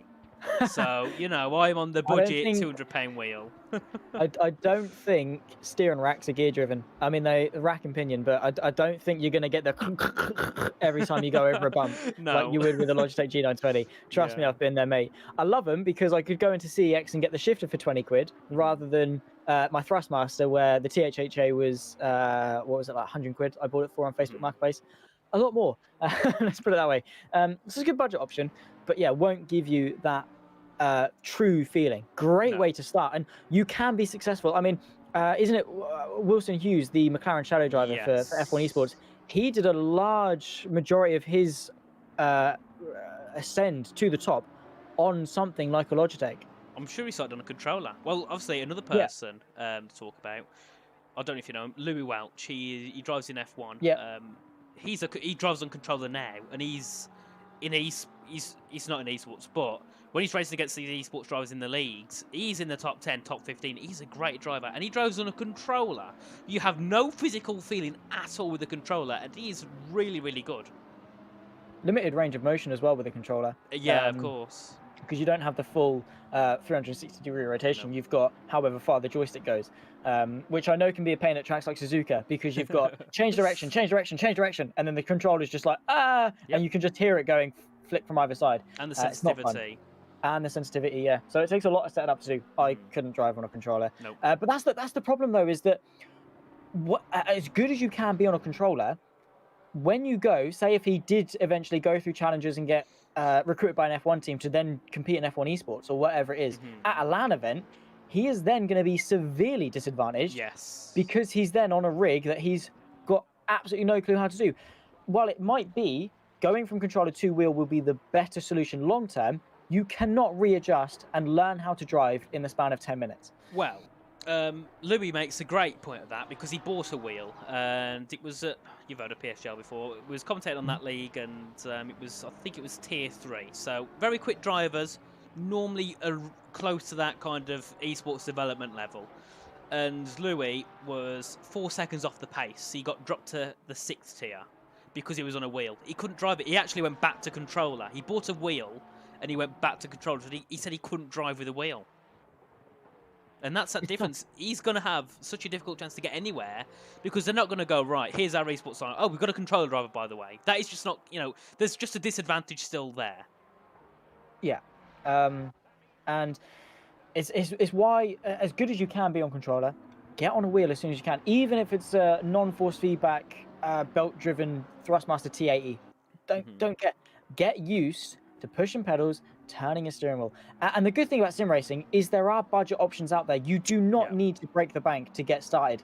100, 150 quid, 200 quid on a Logitech G29, G920, whatever it is, on Facebook Marketplace. If it works, get it, clamp it to your desk and go.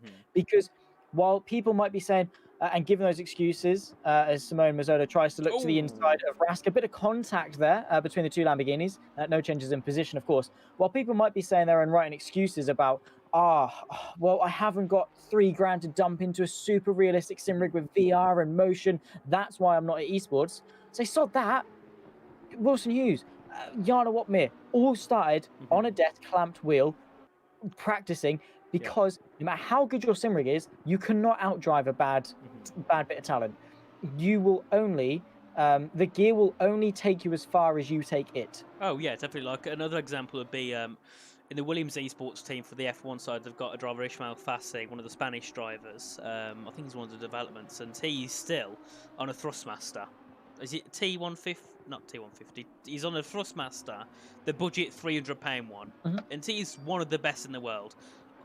I wouldn't be surprised if he was put in the esports seat there for next season in F1. He's that good. So, sometimes it isn't it isn't always down to equipment. It's down to the skill and the talent. And for me, I know it's sometimes quite a close-minded thing to say, but I always say that talent is kind of the biggest thing, personally. Oh yeah, absolutely. Because with talent, you can go somewhere with it. You can progress talent. I remember when I competed in the Rocket Racing Star Formula 4 esports competition at UK over last season, the one that saw Deegan Fairclough now go into British Formula 4. I was there.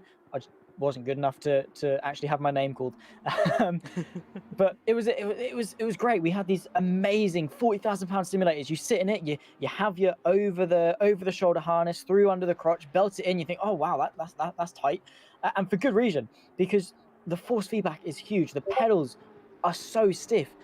And then you turn into, Hawthorne's at the back end of Brands Hatch, that fast right-hander. I went through it, and I was like, oh, wow. That's good motion. That feels like I'm in a real race car.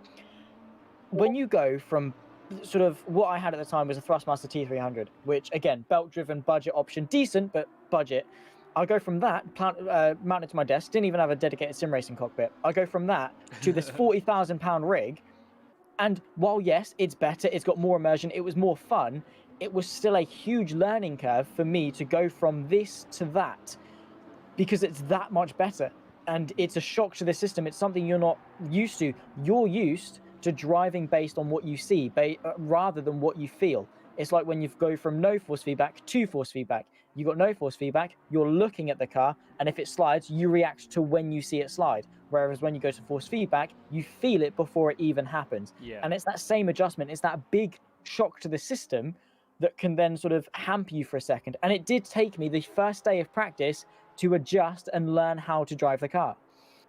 Yeah, it's just, it is down, for some people, they can get used to different equipment quickly. Others, it can take a long time. It just depends on what you are as a person. And, with some of these drivers in the grid, there might, obviously I don't know everyone, I'm sure there might be some that you know very well in here that probably do have these expensive 1000, 2000 Moser, Fanatec, all these wheels. And there could be someone on here with a Thrustmaster, and you wouldn't tell the difference, because if you can drive your equipment properly, you can be at the top. Yes, you'll have that disadvantage either way, but once you get used to it, you can just flow correctly, and you can really make that a piece of equipment work, even if it is cheaper.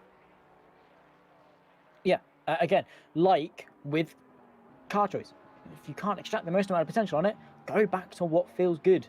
Obviously with Louis Welsh and things, he went back to a controller because it was better, and obviously that's got its own argument with, we can't really progress as much with that, especially if he wants to branch outside of F1, because I know full well ACC, iRacing will not be fun on a controller. But again, if that's what he's most comfortable on, you can't force him to get out of that. So yeah, it's obviously a big thing in sim racing, but again, it's so much more accessible to real life racing, because anyone can do it at any time. And while yes, it is pretend race cars, this definitely isn't pretend racing. Benjamin Lang on the back end of Luca Berg, and this fight for 6th place. Obviously, Team 1 have been fighting their way through, obviously, after a couple of incidents for them in the early stage of this race. Now, with less than an hour to go, approaching the final round of pit stops in around about 10 or so minutes' time, Lang is on a charge, and this is what we say about not giving up. He has got himself back into a fight for a decent 6th place. Yeah, he needs to get himself through on Burke. Obviously, these two have had their battles already. I think one of them ended in a bit of contact earlier on. So these two, they've had their previous moments. So hopefully, if Lang's quicker, he can get through. Lang does look quicker. He looks a lot quicker in that car as we head down now in towards turn 11. You can see there a little bit deep for Luca Burke, so we lose a bit of time there. But obviously, on the corners, the Ferrari looks very decent on the exits. We thought the Porsche did, so never mind how slow the Lamborghini would look compared to these Ferraris. Now, as we head up turn 12, the horrible corner, as we like to call it, in towards 13 and 14, the final corner.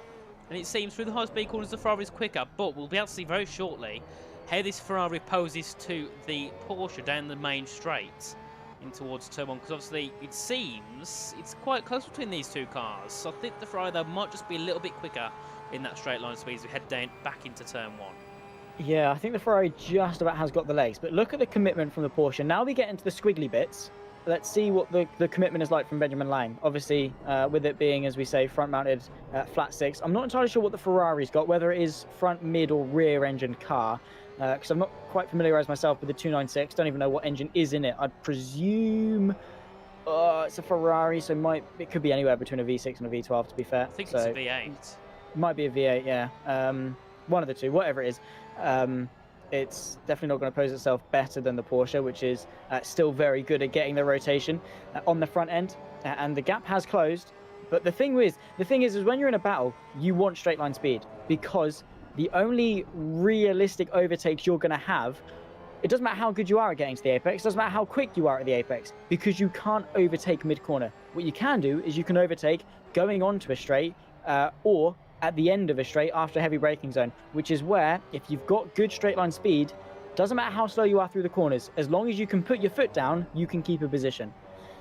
Exactly, as we come through turn 12, and you could see Lang takes a lot of curb through there compared to Burke. He took a bit more of a wider berth, whereas Lang just sent it down onto the curbs. As we go down now into the final corner again, and it just seems Lang's quicker, but he just can't extract anything on the straight line, can he? And that's where the Ferrari can keep itself ahead, because if Lang can't catch up into turn 1, he's just got to bank on Burke making a mistake, which he really hasn't done at all.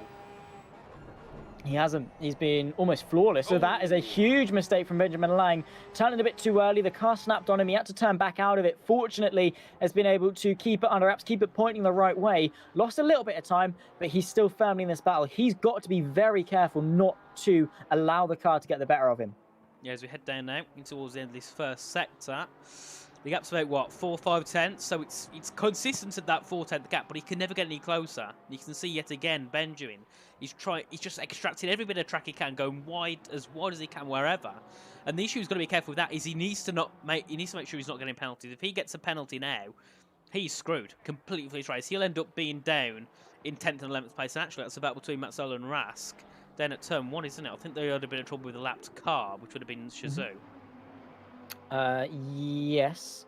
So that's Matteo De Campo finding his way past. Obviously, to lap them, they're not lapping him. De Campo is up in second place. Stazak is actually quite close, only 6 seconds back. So De Campo still has to be very careful not to get too complacent and too secure in second place. There is Rafael Statskak for the other Armamentario. This is the Torpedo Attack 67 machine, the pole at the wheel as it stands. And as it stands, what is that? 3 cars inside the top 4 for Armamentario? Yep, which is really, really great, isn't it? Really, really good for them. Obviously, as a team, obviously, they're in different cars, but, they all know each other. They all speak to each other probably daily in this team. So, it's good for the team, isn't it, to have them all in the top 4. Plus, because they're all on the same team, they'll be more likely to help each other. So Murdersoft can say, right, I was 25 seconds ahead of you. There's obviously a difference of pace. He can say to different drivers, right, maybe when you get into the car next, try maybe turn your brake price down by 1 or 2 touches, or maybe turn it up by a bit, or maybe, lower something on your roll bar or anything, and it can help, because they're all going to want to help each other, whereas you wouldn't realistically see Shazoo saying to, Stazak, right, you can do this and this and this to be quicker, because they want to keep that competition. They don't want to give away their secrets, whereas Armamentario, they've got 3 cars that can all work together. They can all test for each other, so they can all go to a session and be like, right, they've got triple the manpower than the other teams. So they can look into more data, they can analyze more data, So for them, they're in a good position just for that, just for that basis. For sure, and it touches into the point. Armamentario, I definitely knew this because I speak Italian, not because I've just googled it. It means paraphernalia, which again wasn't even an English word I knew, so I had to look that up as well. It means the miscellaneous articles, especially the equipment needed for a particular activity. So what I think that means is the essentials. Like Google said, a hockey player's one would be protective padding or whatever. So I think what they're going with is that they've got everything they need to be a successful racing team, which I think is perfect. Yeah, fits, nice. I don't know, because I also typed in Armamentario and it came up with ACC setups. So maybe they've got everything they need setup-wise. I don't know. Ooh. This is nose to tail. This is very close. This is Shalukin trying to find a way past On and Rubia to the inside of the final corner. Got very close to each other through the long left. They've also got the 97 Lamborghini of Raska in the mix as well. Nose to tail as we tick down yet another lap, onto lap 82 of this race, still with 50 minutes left to go. And you can hardly see the rear of the Lamborghini, or the front of that Lamborghini at the rear end of the train, as Raska pulls his way to the inside of Enrubi, I should say. It is. It's one of the Lamborghinis anyway. It might not even be for position. I don't actually. It's not for position, is it? No. I think it's Rask, who's about 20 seconds back from Mazzola. So he's just got himself in the mix of this battle, which will annoy Enrubia. Oh, 100%. Yeah, I got excited for a minute and I thought, oh, we've got a three-way fight. No, we haven't. We've got a two-way fight with a lapped car in the mix. So kind of. But Raska, and that's what we had touched on slightly earlier, wasn't it, Nathan, about lap traffic and things. And sometimes the lapped cars are matching, if not even quicker, than the cars on the lead lap. Yeah. What do you do if you're Shalukin here? Do you let Raska through? Yes, because he's already on the back of him. I would let him through at this point. As long as I don't lose time to Enrubia, of course. Because now, maybe the other point... Oh, yeah, he lets him through. Down in towards... I believe that is turn 11, I think, as we head up to turn 12. Yeah, so we let him through because he didn't lose time. If he would have lost time, he probably would have stayed ahead. But now, also, Chalukin can use this, this bit of, a gap ahead. He can try and possibly see where he could gain some time. He might see, right, is it Rask? Rask might take this corner a bit differently to him. He can try and figure out, right, maybe we take that line next time. We could be quicker. So we can use it as a bit of a learning curve. Also, we can use it as push him along with a slipstream. That's another key part, because Enrubia is very quick in a straight line. Oh, absolutely, yeah. Which would definitely help the McLaren, just as a bit of a defensive tool. So, again, wow, that's wide. Shalukin, obviously not losing too much time being behind Raska. In fact, not losing any time. Only can gain from this.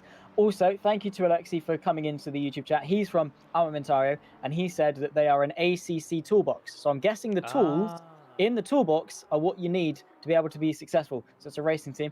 And he's complimented me by saying great commentary. No, I'm joking. No. Yeah, thank you to Alexi for reaching out. And we've done our best, haven't we, Nathan? Yes. Well, you figured out the name. I'm not going to take any credit. No, Google figured out the name. Well, Google's done all right. Google's done all right by me. I don't know Italian, so I wouldn't be able to tell you. Had it on my Duolingo for a while, then I gave up. I went, when I went back to school, obviously, had my GCSEs thrown at me, and they were just like, yeah, you're taking French. So I was like, all right, cool. I don't know. The last time I did French was in year 7. And when I rejoined school, I was halfway through year 10. So I didn't know a word of French other than bonjour and salut. So I was like, oh, what can I do? So I got French on my Duolingo. And then when I gave up on that, because I didn't really care about French, I then switched it to Italian. Because I was like, Italian's a cool language. Gave up on Italian, learned German. 2 months later, gave up on German. I cannot learn a language for the life of me. And it's fine as long as I'm not a sim racing commentator, because names are a pain. Oh, wait, no, I am a sim racing commentator, and names are a pain. Oh, yes, for sure. They always will be. Because the amount of time you have to put into behind the scenes to try and figure out how to say something or what something means is extraordinary. I don't think some people realise the amount of work that it goes into it. And also, pronunciation. I am, a lot of the time, a perfectionist. If I see a name and it's a Polish name, I want to pronounce it the way the Polish people pronounce it, which when they use... they will say words differently to English. Like they'll use what's the word now? They will say things the way English people don't. They will use different types of what's the word? Like, I don't have to explain. Do you know what I mean? Like the way they speak differently in terms of the way they pronounce words and certain sounds, which we don't use in English. Yeah, their phonetics is different. Yes, that's it. Yeah. That's it. So, long story short, I will want to try and pronounce it with those phonetics. If I can't do it, I will end up literally going to the end. I will spend hours trying to. Oh yeah. See, the thing is Lang comes in for his final stop. Zone 2 did Makov, because we've only got 46 minutes left. I once remember I was on a race, and it was just an iRacing official, so we didn't have an advanced entry list. So the first time I saw the names was when I was reading through the grid order after qualifying. Oh my word. The amount of names in there that were just Zs and Ks and Cs, and honestly, Polish drivers are fantastic. Love commentating on them. But as an English-speaking commentator, you panic, don't you? You look at it and you think, the number 16, we'll go with that, because there's just no ways. I do like going through the entry list and having a go, and if worst case scenario, whack it into Google Translate.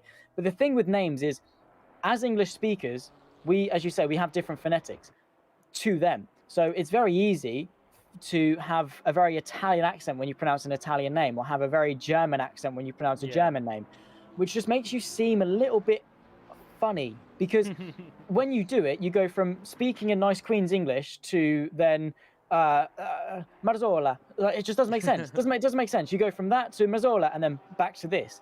It makes no sense. But at the same time, you don't want to have you don't want to say, oh, Marzola, because it just sounds like a snob.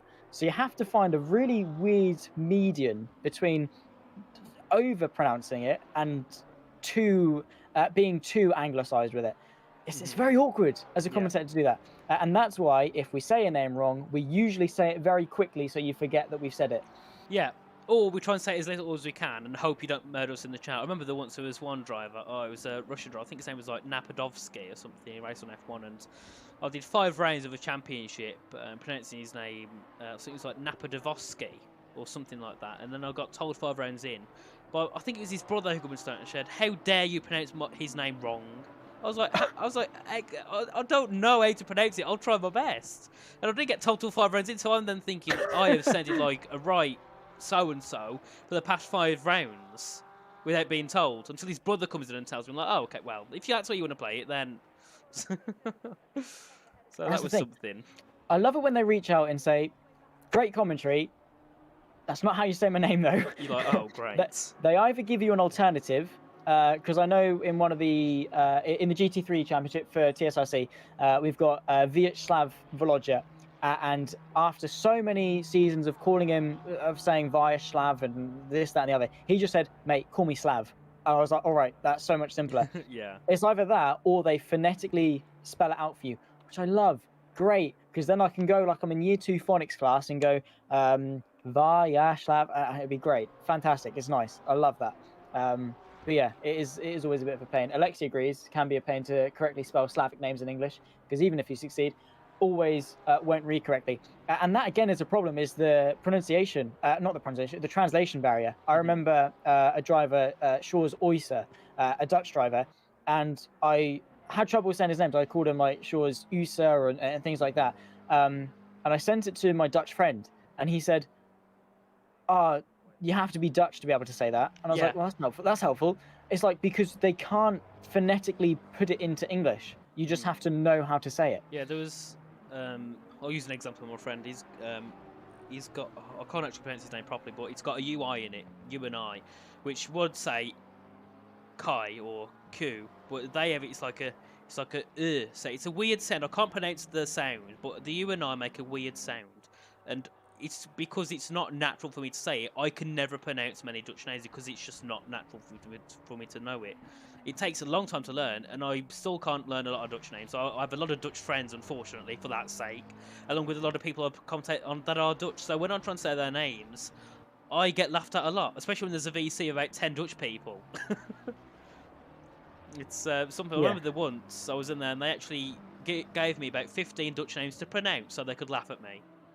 That's how much it came down to it. Yeah. It wasn't Slav that told me to say Slav. It was someone who, it was Andrew Pike, who runs the Simulator Collective. He's just reminded me of that, and it's clicked. It was Andrew Pike that told me to say Slav. Same, either way, they give you alternatives or they give you phonetics, and I really appreciate that, because it's more constructive than just saying, you said my name wrong. Because, mate, I am English. I go to Spain and I say, fish and chips, por favor. That's how we do it. That's how we talk in other languages. We just say loud and slow. Side by side here, by the way, that is Julian Fox finding his way past one of the Ferraris. Might be a lap car. I think it might be of Sherrard. No, actually, no, that's a Simply Race machine of Malho, potentially. Fox finding his way forward as we are well and truly underway with the final round of pit stops with just over 40 minutes left of this race to go.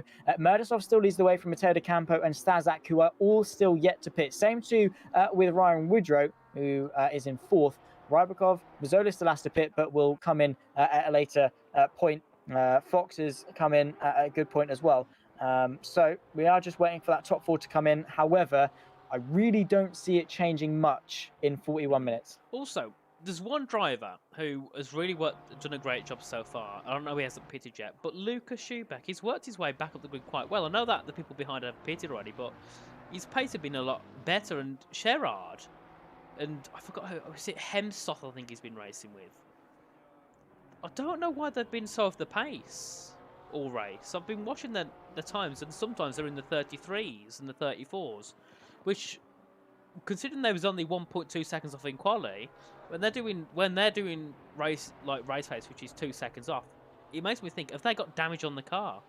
And have they just thought, right, it might be better not to fix the damage? Maybe, or that is just their natural pace, because qualifying is one thing. Maybe they were better qualifiers than they are racers, and 1.2 seconds was the peak that they could get to the pole time, and it only got worse in the race. Or, as you say, damage, because it doesn't take a huge shunt for things to go wrong. In ACC, while these GT3 cars are a lot more capable at taking brunt force than Formula 1 cars are, relative to their speed, of course. GT3 cars are a bit more resilient, but it only takes one tap to a track rod end to put the wheels out of alignment, and then you're left hand down and you're not quite been able to turn in, and the tyre's scrubbing down the straight. Doesn't take much. It only takes a tap to the front to scrumple the front bumper, and you've lost a little bit of aerodynamic downforce that way. Doesn't take a lot to lose a lot. So you've got to be treading really, really carefully. How much of it is down to riding the sausage curbs? I don't know if ACC are that precise, but we have seen a couple of incidents, like the one a little bit earlier on with the 13 and the 3, seeing at the time it was Polyakov's teammate who got the penalty. But sending the move to the inside there might have cost them a bit of damage, which again could lead to more spins. It's always that negative feedback loop where one bad thing happens, which leads to another bad thing, which leads to another bad thing, and it just snowballs on from there. Yeah, I think that's just how it is, isn't it? Every single time on ACC, you can, if you get damage in an F1 car, it's a lot. I don't know why, but it seems like it's a lot less easy to fix. Whereas a GT3 car, it's a lot easier. So with a GT3 car, you can drive with the damage. With an F1 car, you practically can't. So I think it's a lot more lenient in that sense, of that you can also take a bit more bashing. If you get punted to the right, as long as it's a bit of a dent in the door, you could deal with it. Whereas with an F1 car, a dent, that is race ruining completely. Oh yeah, very easily. And obviously they're not all Red Bull pit crews, and they all can't whack in a new suspension in 5 seconds. Yeah. It takes time in sim racing. Obviously, sometimes, like in iRacing, you get, in some series, you get one fast repair where you pull in, damage is done, you can go again. Crash again, obviously you're going to have to sit there for 7, 8, 10 minutes just to be able to get the car back into a suitable position whereby you don't crash. However, Woodrow, unfortunately, has carried a little bit too much speed going into the pit lane and has found himself with a stop-go 30, which not only stops him for 30 seconds, means he has to come back into the pit lane. Yeah, which is ruining, isn't it? That is race ruining, because it's not just the fact you've got to stop for 30, you've got to go into the pits, you've got to drive in, stop, then drive back out the pits at limited speed. So he's going to lose about 45 seconds, 50 seconds probably on that, which will drop him probably... Oh, that will drop him quite... That actually might drop him out of the top 10. This is really not good at all for... I think it's at Rocket Sim Sport in the 62. Yeah, that is not good for them at all. So it's good for Fox, though, because he can... Obviously, he's going to make the position on Matt Solo as he hasn't pitted. You'll make the position because of the penalty. Oh, and we've had a DSQ. That's Schubeck for Team Ballas. So they gone into the pits and retired, I believe. I would believe so, because on my turn screens, they're just sitting in the pit lane. What has happened there? Well, a DSQ, they've been obviously black flagged. What happened? That's the 55. I'm not seeing anything for the 55. Going over the timer, maybe? They have 100 minutes max. Maybe. Has Schubeck done more than 100 minutes in this race? Oh, it's a confusing one. It is. Wow. What? Yeah. Interesting. Yeah. No. I mean, obviously, as drivers, you'll do half the race each, so 90 minutes. So it's not a million miles off. Only a couple of laps difference. If you do a couple of laps longer, you can very easily go over that 100-minute stint timer. But wow, for Schubeck, that is huge. I mean, my next thing would be that either race control have done it, or he's had too many off tracks and things that have seen him disqualified that way. I'm not sure. I'm going to ask in the chat, just have a quick ask to one of the stewards to see if he knows why. Because obviously we found out the drive-throughs were due to the automatic system in the game, but this, I don't think anything's been put on the sheet either. So it's an odd one. Because then I think about it, well, yeah, he could have left the game and just DNF, but then it'd say DNF, not DSQ. Yeah, so that is an odd one. He's been unwillingly dragged, screaming, out of this race. We are going to get a response as soon as we can. Stamenkovic at that, the 62, that was obviously what Woodrow was driving. Was it?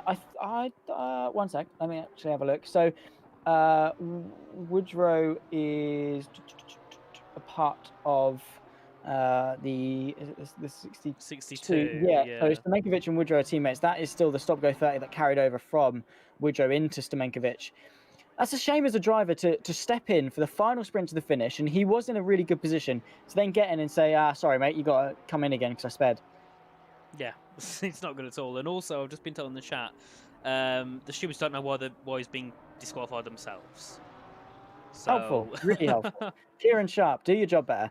No, Matteo De Campo into the pit lane as well from the race lead with 34 minutes left to go. Julian Fox looking to the inside of Stamenkovic. That is, of course, the Rocket Sim Sport Ferrari, who, of course, is losing that place anyway. But I think Jamie Fox didn't want to rate around too much because he's got Mazzola to fight for. Fox is he's getting a top 5 today. Yeah, which... Well, we wouldn't have said that an hour ago, would we? We would have said he's going to be looking for a top 10, maybe. Oh, that was Stamenkovic, and he hit the back of Fox there. Fox also looking to get through. I believe on that is Matt Solar, isn't it, in P5? It is. So this could end badly. See the position up the inside.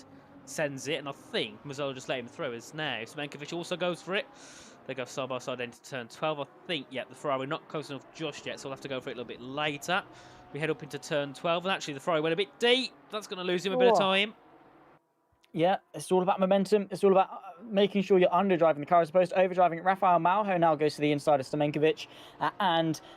Stop go 30, of course, was going to lose that place anyway. And now is going in to serve it with 33 minutes and 30 seconds left of round 3 of the Sim Racing Collective PC 500 Endurance Series. Of course, this is the road to the SimGrid VCO Grand Finals, which will take place in a couple of months' time. Of course, if those of you who don't know what that is, what am I blabbering on about? The Grand Finals? Anyone can call it a Grand Finals. Nah, because it's SimGrid and it's VCO. They're two big names in sim racing, let me tell you that much. And they've always had a huge community-based aspect, especially SimGrid. And now they've banded together their top 10 communities to say, all right, guys, as Malho moves his way past Mazzola, but again, the 202 Lamborghini still owes us a pit stop, so that would have happened anyway. But yeah, they've banded together their top 10 communities, of which the TSRC are one. They've said, all right, lads, let's put on a series. The top 3 of each of your championships will get their ticket into the Grand Finals for the GT3s. And then we've also got something extra. They've also got the GT4s. They've also got wild cards into the mix where you can have your playoff to get your ticket into the Grand Finals. So expect it to be really good, because if it's got playoffs for a second chance, that means teams really want to be in it. And if they really want to be in it, there's probably a good reason as to why they really want to be in it.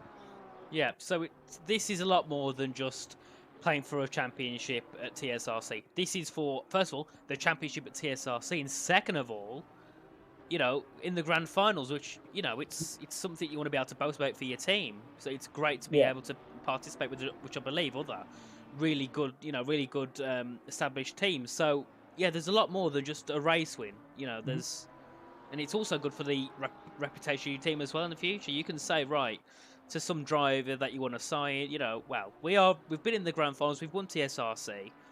The driver might think, oh, actually, you know what, that's quite a big thing. Then we'll sign with them. So, you know, it's good for the team as well. And just getting more drivers, better drivers as well.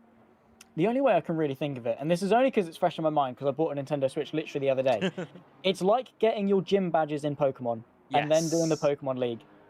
That's the only analogy I can really give it. It's about getting that first big achievement and then going on to an even bigger achievement into a drive-through for Lewis Zelch, sorry.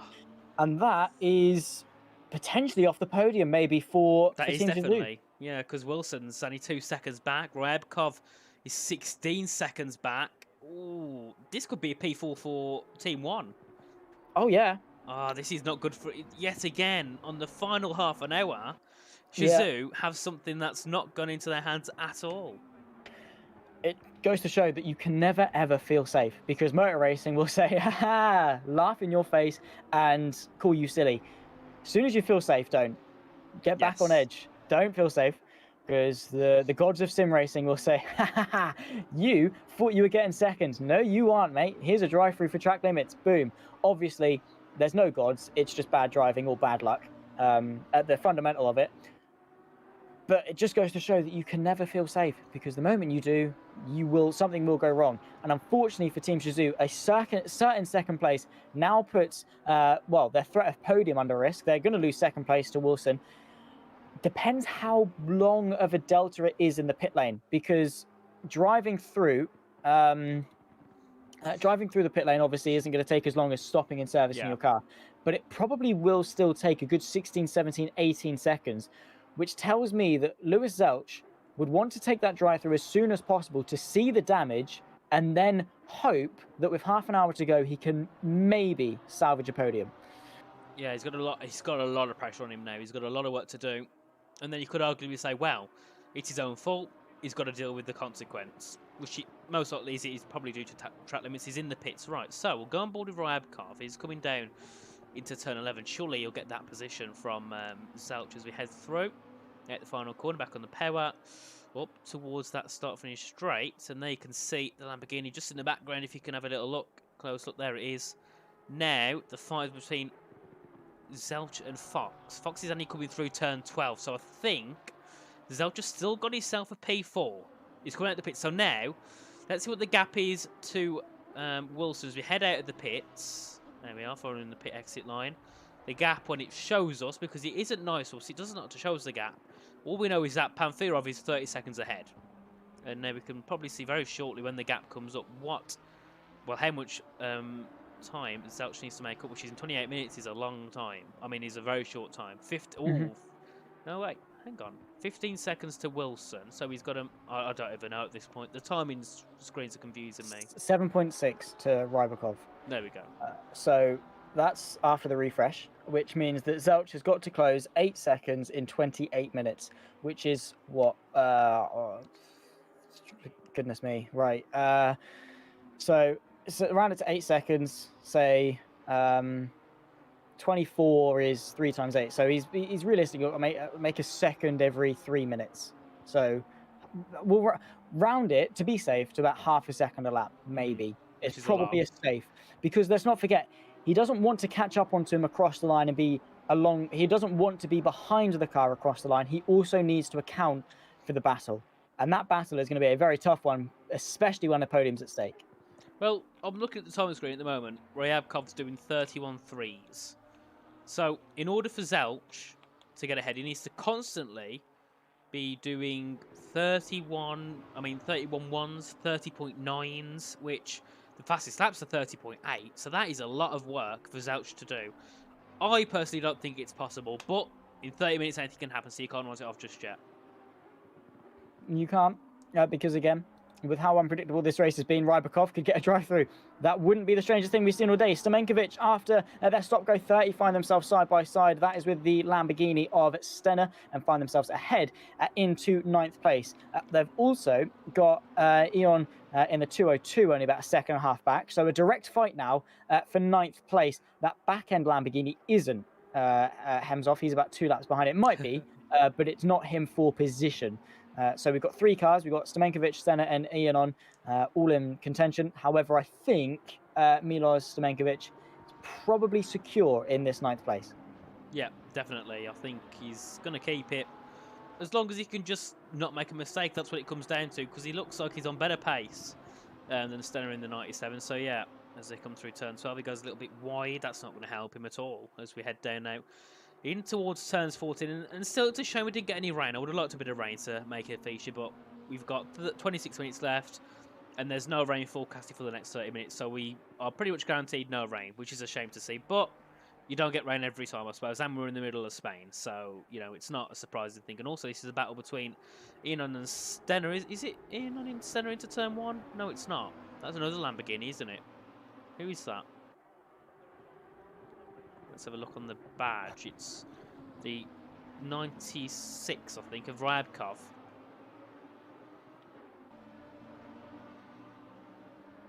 As we come through, and that is Stenap.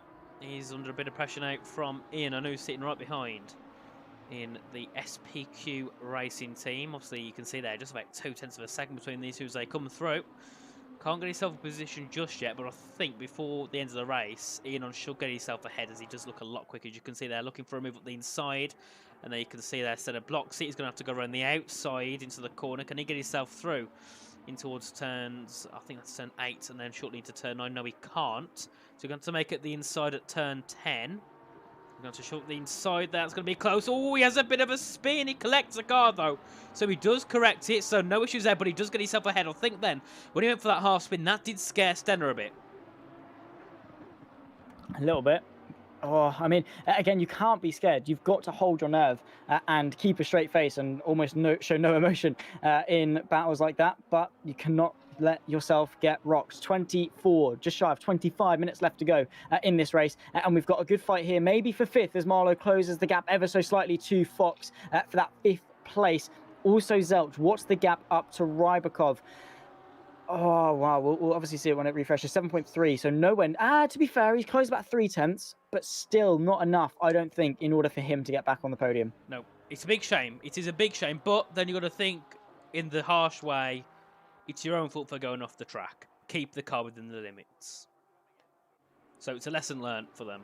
In Imola, it was a different story. They got punted, not their issue. But here, that is unfortunately a consequence from their mistake. From what we believe anyway, we will believe it was track limits.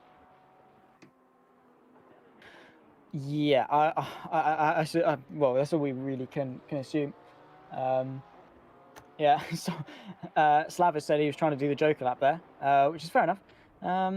What do you make of Joker laps, actually, to be fair? Obviously, we're in the middle of a very intense battle, but it brings up a good point. What do you think of Joker laps? Should it be more mainstream, in say in GT3s? To be fair, I'm not too keen on them. I'd rather just a penalty. Simple. Doesn't make it any more issue, just you drop 5 seconds, you drop 10 seconds. Yeah. But it makes it interesting, though, because then you're almost in control of your penalty, aren't you? You can take the Joker lap quicker. So you've almost got a little bit of wiggle room there. I don't know. Obviously, if you get a penalty, penalties aren't to spice things up. It's more to say, that was bad, don't do it again. Yeah. Which, again, it brings me back to when Carlos Sainz got his penalty in Australia for taking out Fernando Alonso, and he was like, "Oh, but the standings are reset anyway. It didn't make a difference." But I was like, "You don't punish the consequence. You punish the incident." And the bottom line is, you still made that incident, and therefore you still deserve the 5 seconds. Yeah. The 5 seconds wasn't to say, "Oh, that was bad, you should then be lower down in the race order." It was to say, "That was bad, you deserve a 5-second penalty because that's against the rules." So, I don't know. I'm glad you didn't say I agree with Sainz, otherwise that would have been a lengthy conversation. Oh, no. Because I disagree heavily with the fact Sainz should have got it removed. No, you took him out, it's your own fault. Probably a bit of bias factor like Fernando Alonso, but still, you took him out. That is your problem. Whether it got reset or not, that's a different issue. Exactly. Right? That's different. Bottom line is, you should be punished for doing something wrong, right? I don't. Yeah. I still don't know why they help Alpines to get penalties. If a kid draws on the wall, right, and the rain washes it off, you still put him in timeout. Exactly. You don't say, "Oh, it's all right, it rained. Just don't do it when it rains." No, just don't do it at all. Simple. Exactly. I don't know. I like my weird analogies. Well, it works. It's simple, works. easy. It works. I've gone through Pokemon. I've gone from kids in the rain. I've had what have I had? I don't know. I'm ticking them off. I'm writing them down as well so I can use them in all future. These different names. Yeah. Oh, the pronunciations. He's from Poland. Quick, write it down.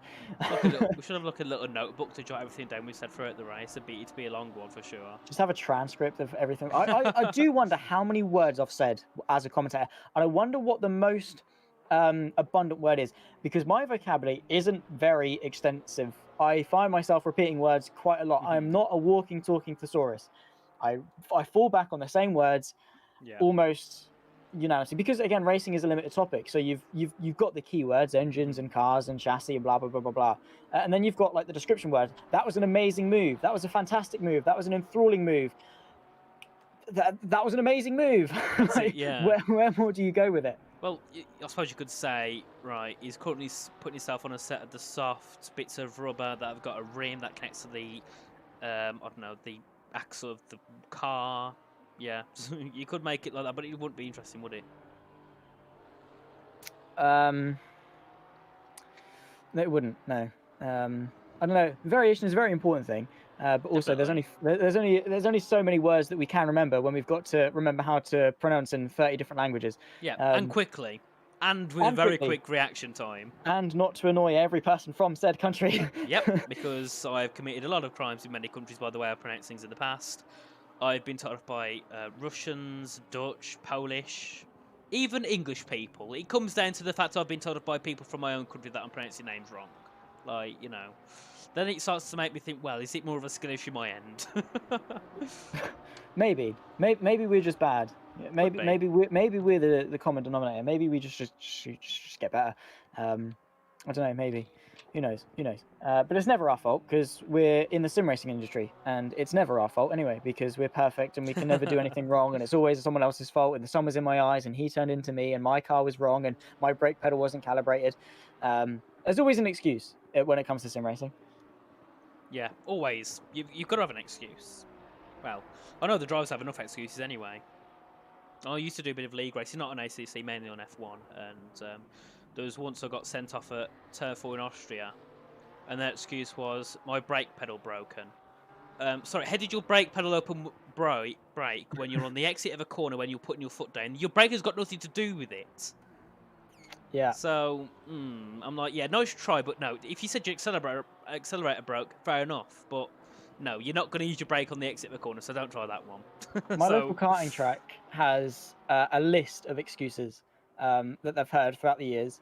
Obviously, just the rental karting track and thing. They've got the car track list of excuses, and it's a long list. I think it's about 30 or 40 or 50 excuses, and it's my tyre wear was uneven, my suit was baggy and it caused me to drag, my helmet was too heavy, I weigh too much, the sun was in my eyes, the helicopter over the track was distracting me, there was oil on the track, I don't know, my kart was slower, my steering was wonky, my engine was broken, I don't know, and it's just got a long list of excuses because we're racing drivers and it's never our fault. And the moment we admit it's our fault, we spiral into a panic.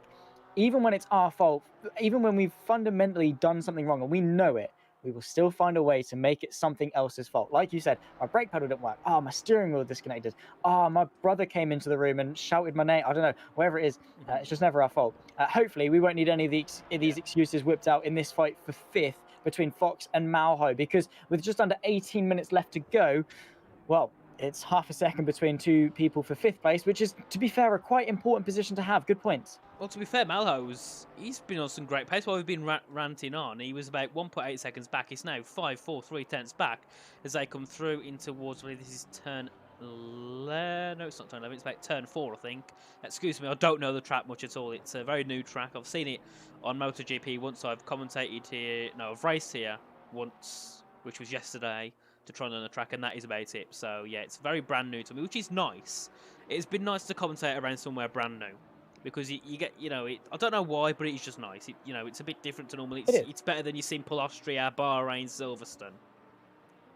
Yeah, I have always been bashed by the likes of Lewis, McGlade, Cam, Roger, Ian O'Leary. Always been bashed by them for my lack of track knowledge, because like you, I came from F1. So I knew 23 tracks. And beyond that, it was maybe Kyle Army and Masano, the ones I'd driven on other sims. And then they introduced me to this whole plethora of sim racing championships where we go to Road America, Road Atlanta, to, I don't know, Okayama, wherever it is around the world. So many different tracks that I had never experienced before, never even would have touched if I hadn't become a more versatile commentator. And it really, there are such good circuits out there that you would never know because they're not FIA Grade 1 approved and because they're not on the Formula 1 calendar. And there are so many hidden gems out there that if you just take a Formula 3 car 2, if you just take a GT3 car 2, you will find that it's a really fun track to drive. Well, I definitely heard from Lewis about the whole thing about you having no track knowledge. He said you're better now, but he said at one point he said it was quite terrible. I said, well, I won't say anything then, because I was the exact same. I know a few tracks. on ACC, like I know Kyalami, this track I can class on the list now. I know Daytona and Indianapolis, and apart from that, that's pretty much it. I don't know many other tracks because I don't drive anywhere apart from F1. I don't commentate anywhere really apart from F1. Obviously now, being with JPB, I'm getting more opportunities on different games. I race in ACC, so I will start to learn more of these different tracks that I've never seen. There was one track, I think it was somewhere in Japan. I think, is it Fuji? I think it might be called it was a really nice track. It goes through some like woodland area as well. It was a really great track to drive, and I never saw it before until it was posted on Twitter a few weeks ago. And then you realise, damn, I've missed out on some great circuits. Yeah, and that's why I love sim racing, is because we have all of these things, especially on sort of Assetto Corsa and R Factor 2, games like that, or games, sims, whatever, where you've got quite an extensive modding community. So it's not just iRacing, which, don't get me wrong, iRacing have so many tracks, right? You could spend days upon days downloading different tracks in iRacing, laser scan to the best of their ability to be as precise as possible, and it's got loads of tracks. But then you've got Assetto Corsa, you've got R Factor 2, where you've got cars that without that community base would never have seen the light of day. You've got like what Jimmy Broadbent does with that Japanese drift course and things, and you've got Nissan Skyline R32s. You've got all of that JDM side of things. R Factor 2, you've got things from stock cars to supercarts, Formula 1 cars, classic Formula 1 cars. You've got an extensive range of so many different cars and tracks that wouldn't be there without that modding community. So with sim racing, it's just got absolutely everything. And the best thing is, you can do it from the commute is from your bed to your sim rig, right? That's it. You don't have to go on a plane from Heathrow to Saudi Arabia to then get a connecting flight to Melbourne. And if you crash, it's going to cost you 20 grand. Nah, you can go from racing Fiat 500s in Canada to Formula 3 cars in Australia in the matter of 5 seconds. And if you crash, you press reset, and it's as simple as that. And that is why sim racing is so good. Yeah, I'd love to say to someone that I've commentated at Bahrain, Silverstone, Kota, Japan, Belgium, Netherlands. I'd like to say I did that in real life, but I can't use that excuse because it's behind my desk. One day, maybe I'll commentate all them in real life. You never know. But for now, it is a fact you can do it so easily. All you need is a computer. That doesn't need to be super well to run. You just need to be able to run whatever game you want on the street, commentate or drive, whatever. Get your screens, your equipment, and that's it. That is all you need. You don't need anything else at all. So I think it's such a good alternative to real racing, and it provides more opportunities into the actual industry itself. There's been many people, obviously, from F1 Esports. Better example from me, Shembel Abbasi, racing F2 last season. Did you do that well? No, but still, he got that opportunity. Yeah, he did it. He just didn't do it well. Like, exactly. I can play the piano, but I can't do it very well. But no, anyway, I mean, just to get that experience, because to do bad in Formula 2 is still being a good driver. Yes, definitely. Right? Like, everyone bashes Nick De Vries and Nicholas Latifi and Lance Stroll for being bad in F1. You do it. You do better. They're still phenomenal drivers. They're just not quite the best. See, for example of Nicholas Latifi, that's a big spin, big side at least. That was just Danny Santo. But yeah, Nicholas Latifi is an example I have of someone who deserves, in my eyes, more respect because of the amount of pressure he gets put under to then perform. And that's actually very close. They make contact, and that is a simple punt round. That should be a slam dunk penalty. Oh, it will be. There's no two ways about that. That's Giovanni Iannone getting himself a slam dunk penalty. What do you say? 5-10 seconds for that? 10, I think. That is a pure, just not purposely, but not malice, straight to the no. back. And there, this is Mallow trying to get through on Julian Fox. So this is about for P5. Team 1 in the 144 do want that P5 more than a P6, so they've just got to hold it in. We've got 11 minutes to go. That's what? About 6 laps, would you say? 5, 6, 7 laps? It was 6, maybe 7, because it's what, 1.5 minutes. So probably maybe 6, 7, maybe even 8. I'll probably say 7 or 8 rather than 6, because 6 would be a 2-minute lap. So yeah, I'd probably say 7, maybe 8 if we're lucky. But yeah, Julian Fox under a bit of pressure from Rafael Malho. Again, that incident with the Lamborghini, no malice in that whatsoever. None. It wasn't on purpose. Just running too close through too fast of a corner where you cannot trust the car in front. because if you run so close and they brake, you can't react to that. It's why they always say 2-second rule when you're driving on the motorway, because if they brake, you have to have that reaction time, because the stopping distance not only is how long it takes for the brakes to slow you down, it's how long for you to actually see that you need to stop. So it's see, muscle reaction, brake, braking distance, and that's, you know, that takes a long time to register, no matter how quick your reactions are. However, this is the fight we're focusing on into the final 10.5 minutes. We're over 100 laps in to this race here in Valencia, and the fight for 5th is coming down to the wire. The rest of positions almost set in stone. Maybe with Zelch actually closing in within 6 seconds of Rybakov. If there's any mistake there, could see a change for the podium. But realistically, this is the fight for 5th. Julian Fox, Rafael Malho.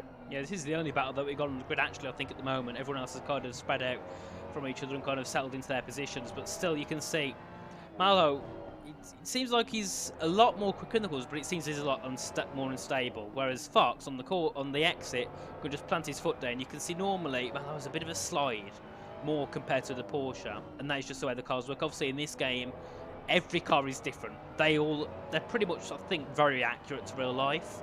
So, you know, there is going to be differences, and obviously the Ferrari, we know, is quicker in the straight line speed than the Porsche, as we could see when we went down to turn 1.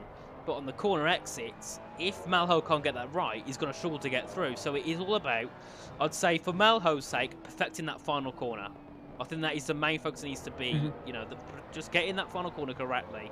The entry speed, the exit speed, and then he could hopefully have a run on Fox down to turn 1. And once he's ahead, he should be able to stay ahead with that straight line speed advantage.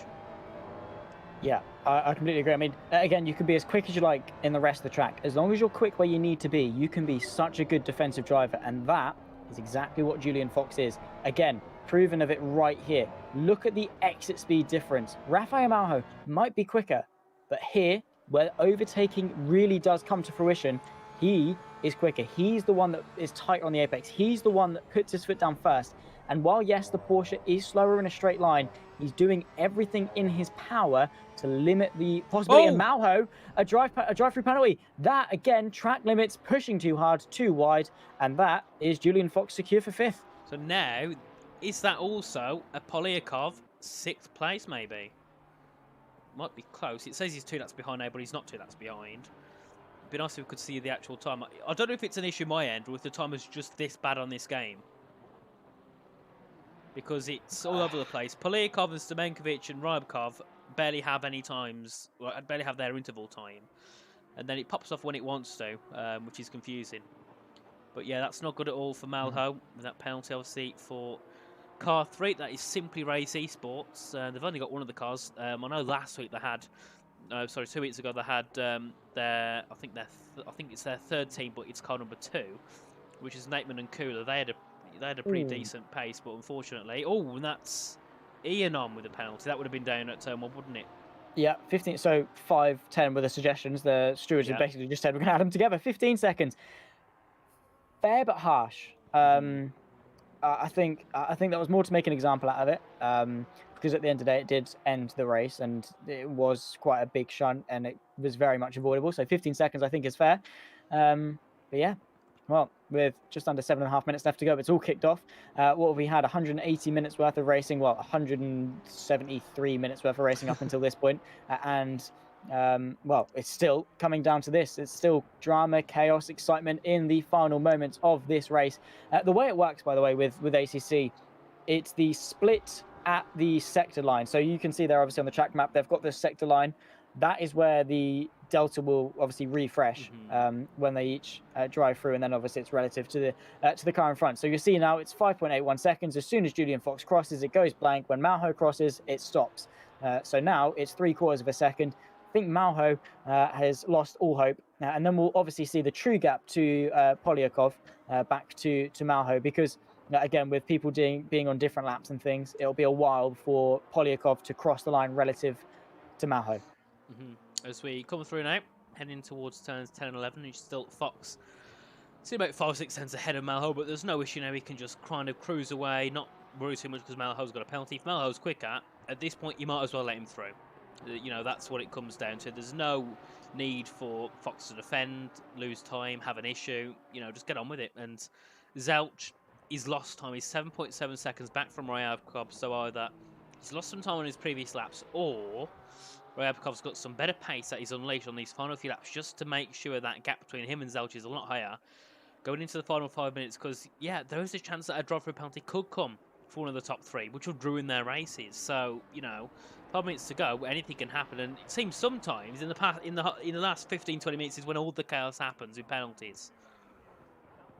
Oh yeah, I don't know what it is, but it's something. Maybe just a curse. People getting too close, too eager. They can see the finish line, they get eager. Oh, I've extended the track, boom, drive through. So yeah, again at this stage, I think it is just tunnel vision on the end, because for these guys it has been a long race. I mean, 3 hours might not seem like a lot when you think that the Spa 24-hour is going on at the moment on iRacing, that sort of thing. But it's still a long time to be driving. An hour and a half each, you know, in total is a long time to be driving, and especially if you've had a slow day, like the 13 car, Polyakov at the wheel, like maybe Julian Fox. But then again, Fox and Team 1 have had their resurgence to focus, and they've had that success from the resurgence to focus on. So it's not been that bad, but especially if you've had a slow day, it can feel like it drags on forever, which is never great, never fun, and the last thing that you want to be then hauling around for 3 hours knowing you're not really going to be anywhere. But yeah, it's been a long day, and I'm sure these guys are just firmly focused on crossing that checkered flag. Yeah, definitely. I don't think they're bothered about making positions now. Obviously, no one's in any fight for position. Obviously, you got Ian who will go into the pits. You got Malho who will enter the pits, and everyone else is just chilling in their positions. They're sitting 5 or 6 seconds, or maybe more, behind / ahead of another driver. So it's just about sitting back and enjoy the last 4 minutes of the race. You don't need to push, just enjoy it. You know, you got a final few laps. Just It's just simple, isn't it? It's a simple job for everyone now. Just get to the end. You've got 3 laps, 4 laps maximum left. Yeah, that is, you know, it. Malho is into the pit lane to serve the dry fruit. We've got a 1-2-1, the 96 Armamentario machines as well, both on the podium, and of course with the actually no, have we got a full Armamentario podium at the moment? Hang on. We have, yeah. We have 1, 2, and 3. They've locked out because of Lewis Zelch's penalty. They've now locked out the podium. 1, 2, 1, 67, 96. Now, when it comes to having a large amount of cars on a grid, it's about, let's just throw everything we can. One of them's bound to win.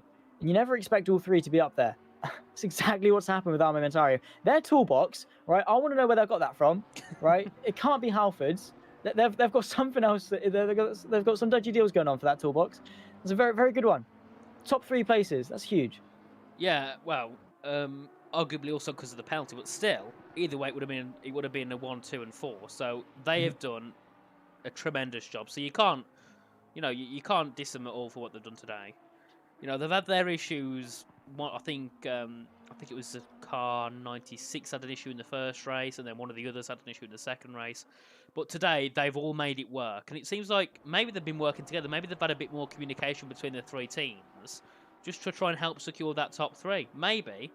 Obviously, they're all in Lamborghinis. Maybe someone's had an issue under braking, so they've said, right, I'll go and speak to car 96. We'll see if they have any information for you on what to change for your brake bias, or maybe what to change, something you can change within the car itself. And maybe that is what has helped them, just that being together, as a team, it's helped them get that triple podium. Yeah, and again, they're going to be off the back of going into Spa and Silverstone. They're going to be off the back of a huge result here today. That they're going to be thinking, brilliant.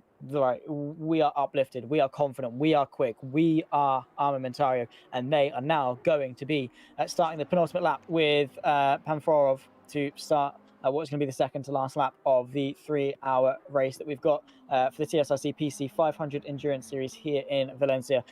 Been a long road, and yeah, they're going to be very, very happy going into the final 2 rounds.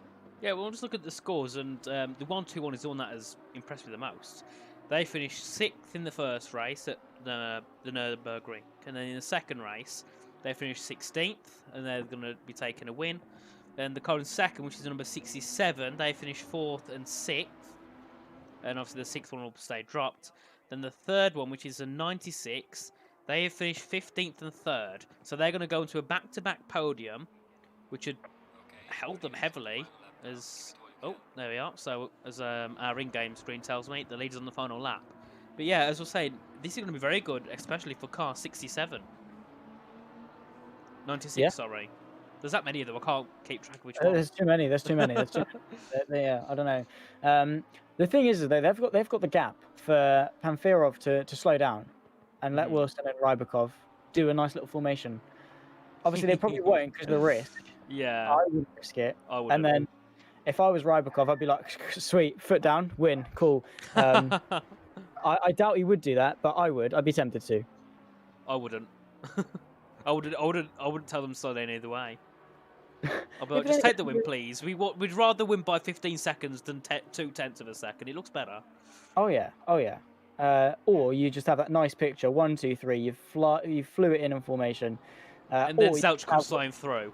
Oh yeah, and then Zelch is like, in a bit, boys. Or you have what happened at the 66 Le Mans, where Ken Miles didn't win because apparently his teammate travelled more distance and therefore won the race.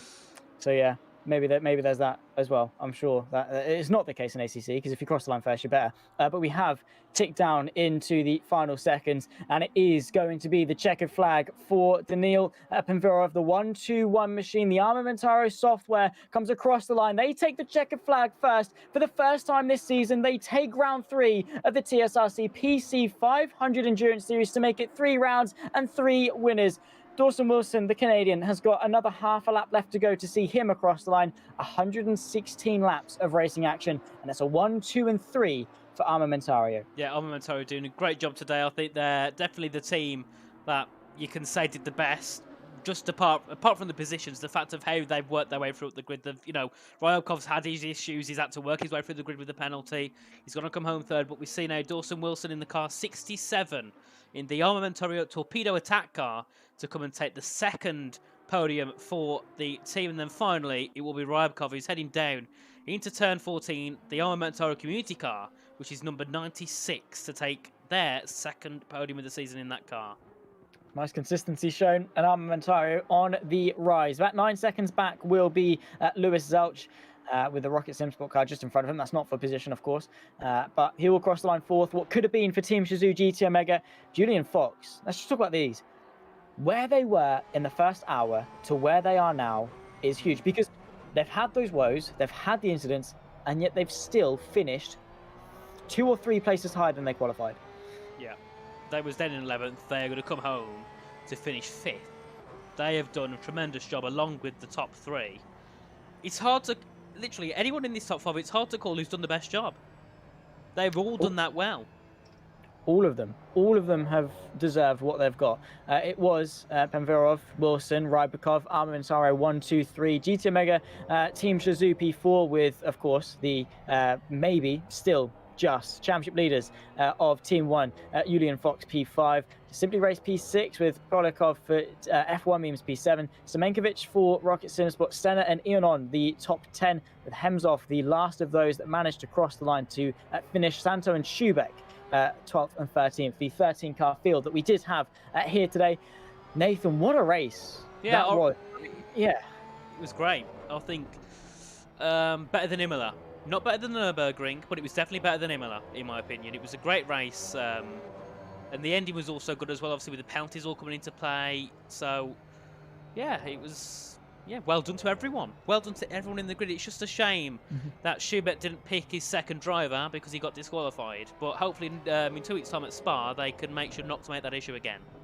Yeah, and speaking of a couple of weeks in Spa, Nathan, what do you think of what do you think we're going to expect for the last 2 rounds?